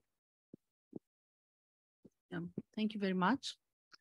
Regarding the first question, I am fully aware that the church cannot, of course, somehow change the attitude towards abortion. The problem is not exactly this. The problem is that they don't, what I was criticizing, and I hope I was clear about that, is the way the church treated the body of women and their role as mothers in this discourse without leaving any room for other things as well, for pastoral care, for the case of rape and so on. If you read, for example, this document on social ethos, there is room there.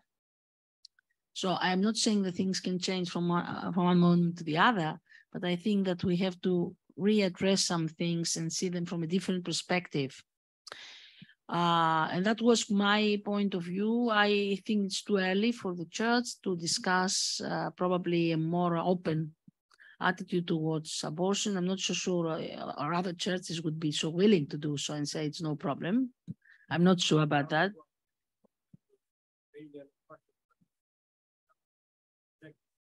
Yes, but I think that it's very important at some point to understand that women, to discuss that women have the right on their bodies and not men, especially celibate men, to say what actually their body should be. That was my criticism, my critical point of view. The other thing about Christ's manhood, I'm aware that some conservative groups still say that, but I think that the mainstream of Orthodox theology, as far as I am aware, does not accept that. I mean, we're not discussing that.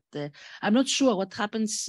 Perhaps I'm thinking from my Greek Orthodox background, but in the Greek Orthodox theology now, more or less, we cannot argue like that, to say that, you know, Christ was a man, therefore we're not discussing female ministry. I'm not sure whether, perhaps you know something else from a different background, perhaps? Do you have a clear... The Orthodox always argue with tradition, with fathers and councils and... that's a different thing, tradition. I mean, it's a different thing. It's a different thing to say that we have tradition and this is the tradition. It's different to say, to argue, yes, we cannot have female deacons, for example, because Jesus was a man. It's a different thing. I mean, at least nowadays, as far as I know, in my discussion in my faculties, well, these two things are not somehow identified. But again, I say perhaps you know something concrete, you have some examples, some writings or some papers saying that. I'm not sure. I have the preaching. Okay. Yeah.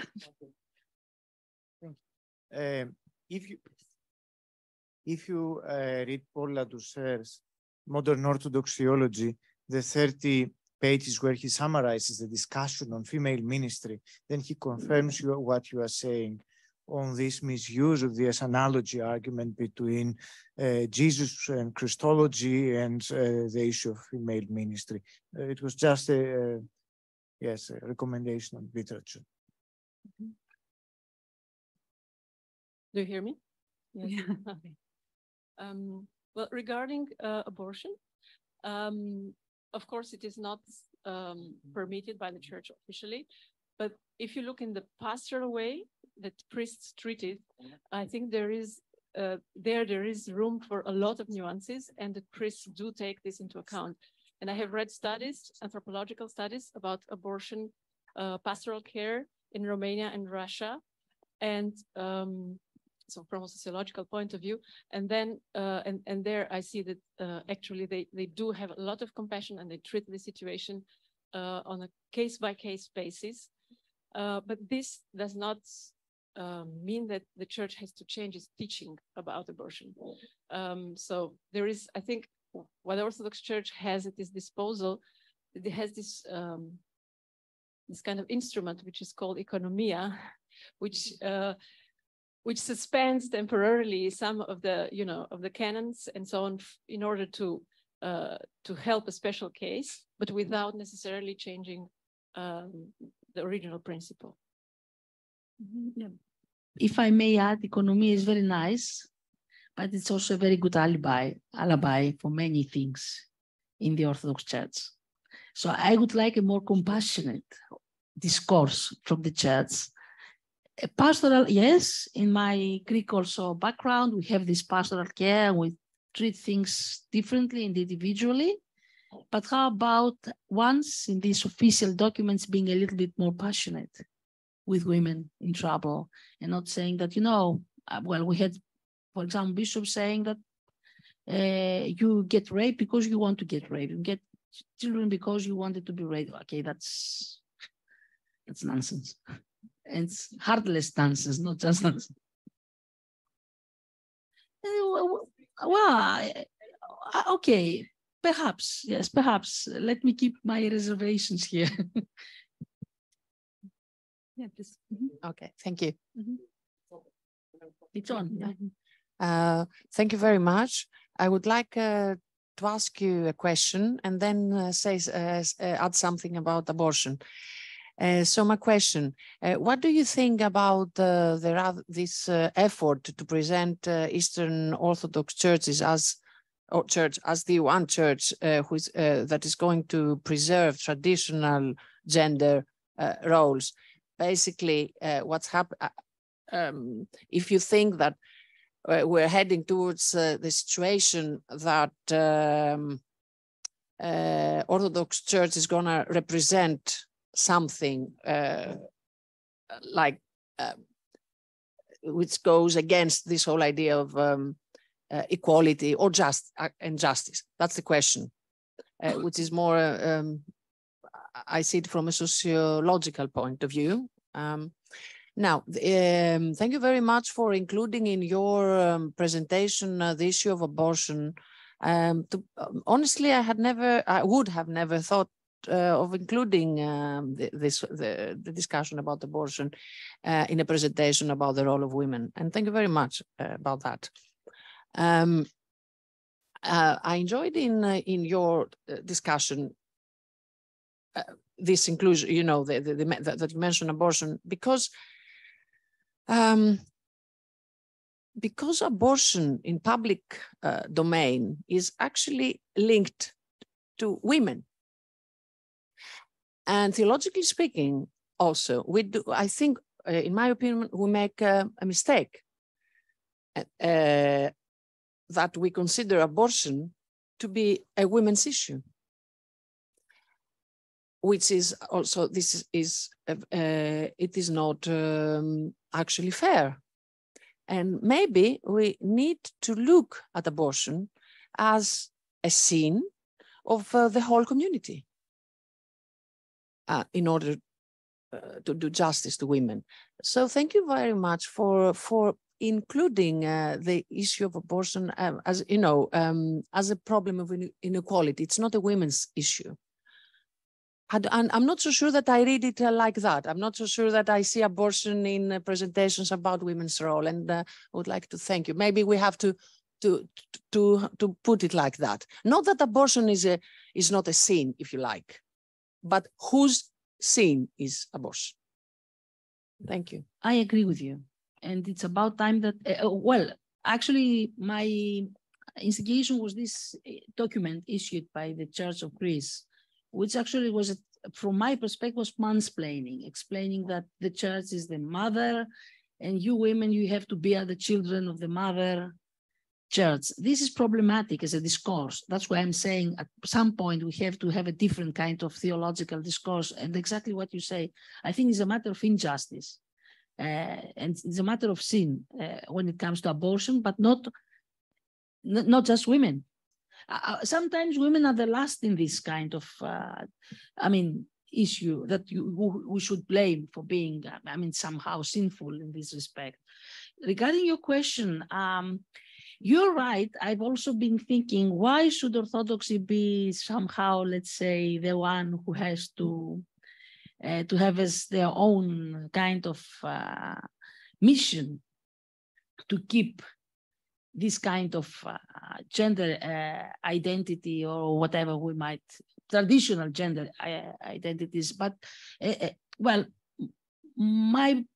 let's say my discipline is New Testament. I go back to early Christianity, and when reading these texts, I see that things were not always that clear as we now construct them in our world. There was fluidity, there was queerness, and this is something at some point must be brave to address and acknowledge, of course, yes, for sure. I agree with you, and understand that things were more complicated than we would like them to be nowadays after 21 centuries of discourse and reading and rereading. I know it's difficult. For me, it's also a very challenging task to do so. But how about seeing these kind of things? Because at some point, for example, I heard somebody saying that the queer cannot enter the kingdom of God. And for me, as a New Testament scholar, this is impossible. Queer is going to enter the kingdom of God, whatever queerness we might somehow define that. And we have to address these kind of things and see and this is a more general discussion that we have at some point to do, in our Orthodox context. And tradition as well is something that we have to discuss again, what is tradition, because sometimes it reminds me of this Fiddler on the Roof. That's tradition and that's it. And nobody cares to explain what is it. So I agree with you and thank you for your question. Yes. Okay. Yeah, I still have one question for Ekaterini. As I was listening your strict Orthodox discourse on the role of the women, I was waiting to see if there will be some overlaps with what you would call Western feminist theology. And I mean like Sarah Coakley, Sally McFarlane, Schuster Fiorenza, and the other women who have been discussing this for 40, 50 years. So were there some attempts, parallels, inspiration to make a ecumenical discourse, not so strict Orthodox? Thank you. Thank you very much. I apologize for not including that in my presentation for the sake of time. Well, I don't define myself as a feminist scholar in the sense that I'm not usually use these feminist critical lenses as my colleagues have done and doing, and I am very, very thankful to them. But as far as I know, all of them were involved in this kind of discussion, interaction with feminist biblical exegesis, for example, or biblical or feminist theology, and not only of the first and the second way, but the third as well. And this is what happens when we have an ecumenical dialogue and openness. Something good gets out of this, or at least something new and something challenging. So there is, yes, of course.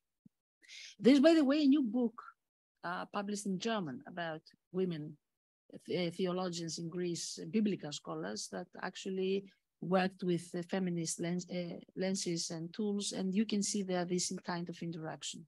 What is the good and new that you can learn? From where? From the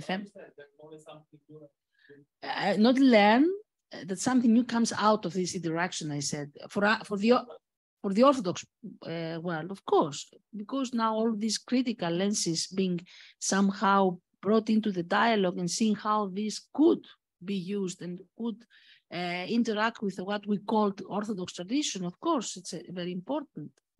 I think that's the most important thing to do in this case. And we have this kind of publications, and we have this kind, it's not something very spectacular in the way one might have expected, but there's still their work done. Yeah. Okay, thank you. I thank you too, and I think we need to move the discussion forward to the other presenters as well. Sorry to interrupt. Sorry to interrupt. Just a second. There's an online question coming from our online audience for Professor Tsalampouni. So before we move on, could I just said that? This comes from Mrs. Ksenia Medvedeva, if I'm reading her name correctly. And she says, if I heard you correctly, you said that Eucharist has been used as an instrument of separation, and it is necessary to make it more inclusive. How do inclusion, exclusion relate to women's participation in the Eucharist? Do you mean deaconesses or anything more? Sorry. How about body impurity being this kind of separating women from the Eucharist event? And this is something that we have many times in many traditional Orthodox communities.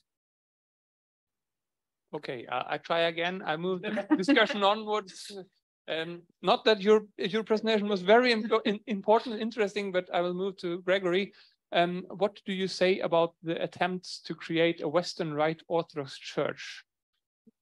I have various thoughts about it.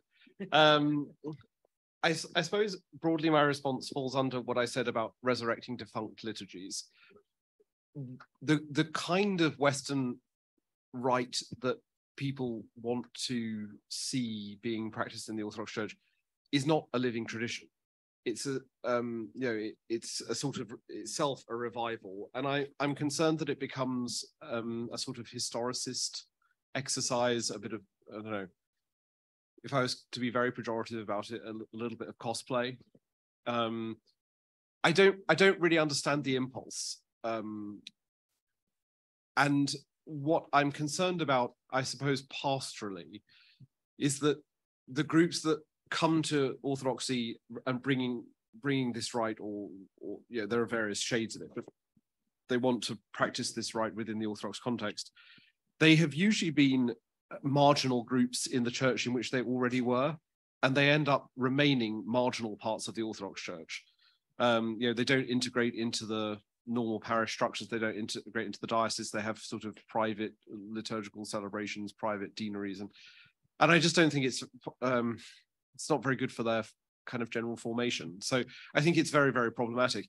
I mean, in theory, as I tried to make clear in my presentation, I have absolutely no problem with. In fact, I would like to see more liturgical diversity, but I don't think the route to go is importing various liturgies. I have the same broad approach to the liturgy of St. James, which also, it was completely defunct and has been resurrected. And in fact, we lack a lot of the source documents, and so it's kind of cobbled together, and it's used as a way for people to experiment with things that they know they can't get away with in normal liturgical practice. So yeah, I'm afraid I'm very skeptical about it. I understand that there are people that are very attached to their liturgical traditions and they want to see them incorporated into Orthodoxy, but I'm not sure that I've seen it done satisfactorily yet.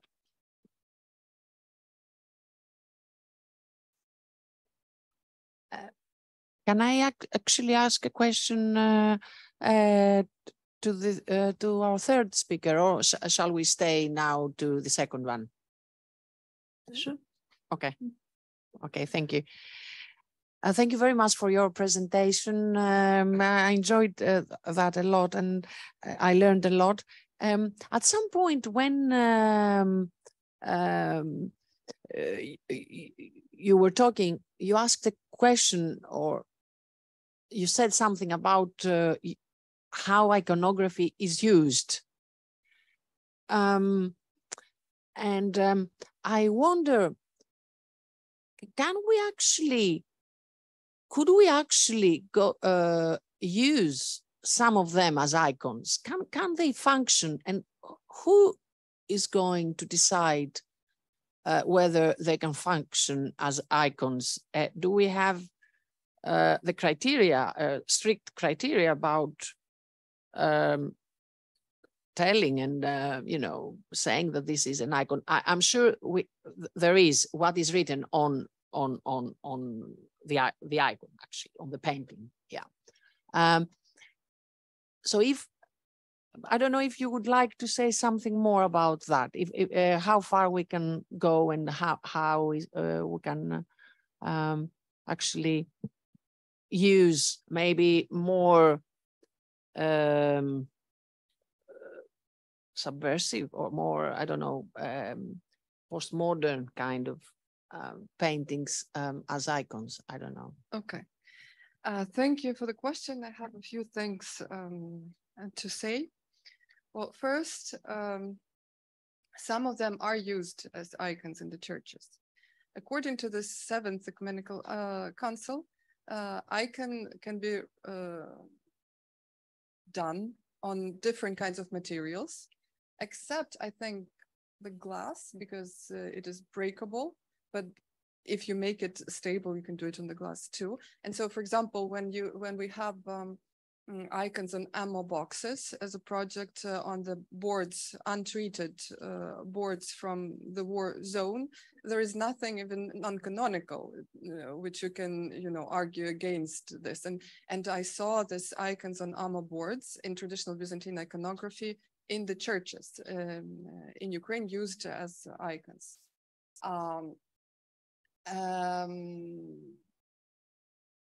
Because the iconography is basically traditional. If the iconography doesn't look quite traditional, parishes, and who decides? It's usually a parish priest, would most probably not be willing to have it for veneration as in the church. So those icons, they are mostly exhibited in exhibitions, I mean more contemporary ones, and used in private worship. So you can buy such an icon, and you can, use it as an icon at home. If you want, you can pray in front of it, but in terms of the church as such, and it concerns both Ukrainian Greek Catholic Church and both Orthodox churches in Ukraine, they would be more conservative in terms of putting them in the space of the church itself. However, there are degrees of that. There are some priests who are more open, and others who would be less open, and some priests who would be willing to decide upon this issue together with the community and not just in an authoritarian way. I want this style. I only recognize realistic icons made in the 19th century style. Everything else is non-usual for my people. For example, in Greece here, I see a lot of churches with really Byzantine type of imagery, while at home, even this Byzantine is like awkward. In Ukraine, and a lot of them are in this more realistic style, which the priest would say that this is the only way to have in the church. What I think, and to your question, the most important thing is that there is no single body in the church that decides. It's just a matter of practice, and there is even, I would unfortunately say, no interest in even trying to create such a body or something that would even be interested in iconography. Mostly, at least at home, iconography is not a part of a bigger church discussion. And this is very unfortunate, because I heard one iconographer saying that because 70% or 60%, I don't remember, information is perceived visually, whatever you say during your sermon as a priest is less than whatever people see in the church. So, more attention should be given to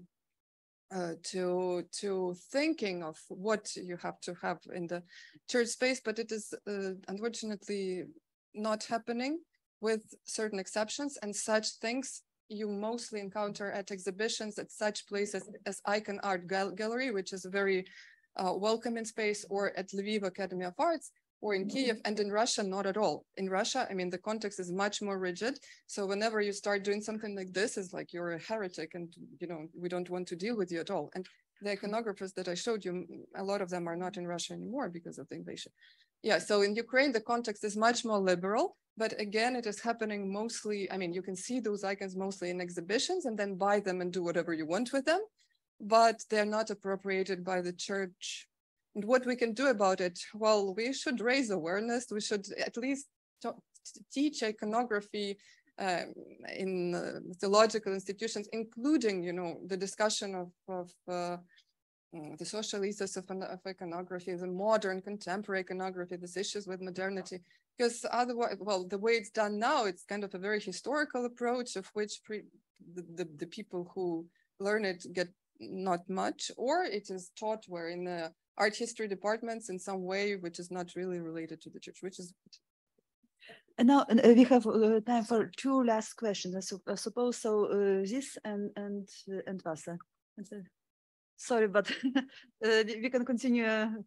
It's just a remark, considering the issue of moral topics and ecumenical dialogue. It's not exactly true that just the Orthodox Church is giving the impression that it raises the flag, so to say, for conservative opinions. What we observe in the ecumenical dialogue is that there is also a kind of ecumenism of anti-ecumenists. This means a kind of alliances of conservative forces who have a common anti-modern agenda, a very traditionalist one. And it's very interesting that you can see together Orthodox, biblicistically thinking Protestants, conservative Catholics, and so on. And then the doctrinal matters play no role, so to say. It's a kind of narrative which has been broadly supported by circles in the Russian church, but not only there. And it's something which, of course, concerns us. And I think it is also something you can see following the arguments being presented. Sometimes argumentations looking authentically Orthodox are just copies of arguments already being used in other confessional contexts. They just copy, they add some patristic quotations, patristic quotes, and they sell, so to say, as Orthodox something which has also been claimed elsewhere. So we have to think it also more broadly. These alliances against modernity are interconfessional. Mm-hmm. Thank you. And the last question, I suppose. Yes, thank you, Mary. Yes, thank you. Thank you to both, to the three of the speakers. Everything was really exciting, and this it was a very nice to hear of all of you. I will have one question to Lidiya, because maybe it's the topic I know less also, so I was intrigued, and this was really food for thought for me, really. And thank you for the selection you made, because many of the icons you presented to us, I think, are really readable in the theological way and other ways also. So I would like to say, when we go, even in Greece, when we go in the church, we see, of course, the icons we know, which are, in fact, most of them are copies of other icons and copies of type that are well known. But in fact, in these same churches, we find also icons on boards, normally, which are not so typical. If you look good in angles, you find some icons which are a little bit special, and which I think there are some of them really recent ones, but there are most of them also from the 19th century and from the period of the war against the Turks. And so it's a period of war. We have some narratives which are particular with neo-martyrs. So what I see this is in the same difficult period of war, these kind of narratives again they show up. So what it gave me the impression that of course these people they really have to say something. So this is a narrative they want to say, to tell a story about something specific, as probably also in the 19th century people wanted to tell a story about what happened to this neo-martyr, to this other person, etc., how this icon came.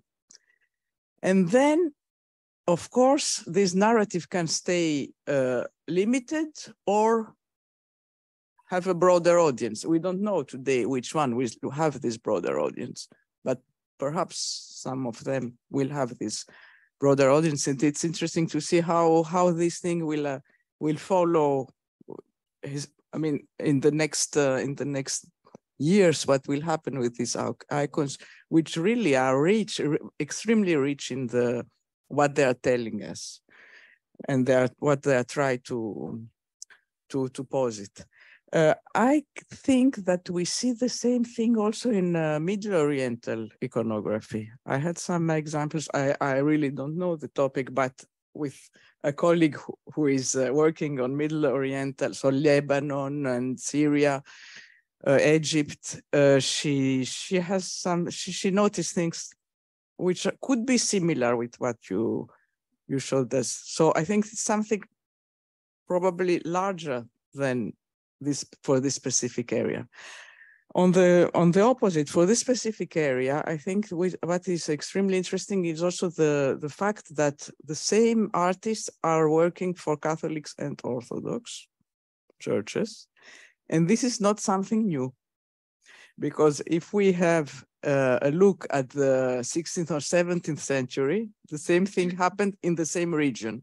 So this is something different, I think. And in Ukraine too. Yes, no, this is Ukraine. Yes, this is what I wanted to. Yes, in Ukraine, in Poland, maybe in this area, we have since the 16th century this phenomenon of artists working for both churches, which is specific for the area, I think, and not for other areas, maybe.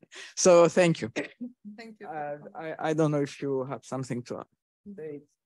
I agree with you. Just a very brief comment that time will show what will stay and what will go, because I think some of them, I mean, I have a lot of images. I showed you a few, but I'm sure that some of them will stay as like historical witnesses of something, but others will probably be used even later. And my main point was to say that I consider this a good thing, that this variety exists, that this freedom exists to really express, as you say, something that is important to the artist and to the community that they represent in this particular moment, in this particular circumstances.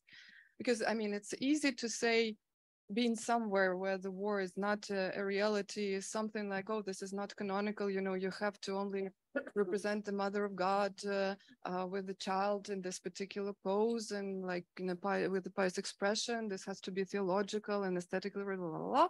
And it's the other thing when you live in this reality and when you feel this urge to connect to your faith, to your tradition, which has the visual expression. I mean, iconography is not just, you know, illustration in the Orthodox Church. It is the visual expression of faith, of theology. And without this chance to connect your experience and this tradition, it feels like you're blocked. So I'm really glad that this thing exists. And it is both the witness of what the experience, the direct experience, the emotion, and with it, the artists are also trying to say something to the world about this war, because these exhibitions where they exhibited, they go around the world, and it is the witness, and it is, yes, and we will see, it's a process. I mean, you have to have a variety in order to some things, to be able to stay. Yeah, thank you. Thank you so much. It was really very, very fruitful, very inspiring, very intellectually and emotionally session. And now we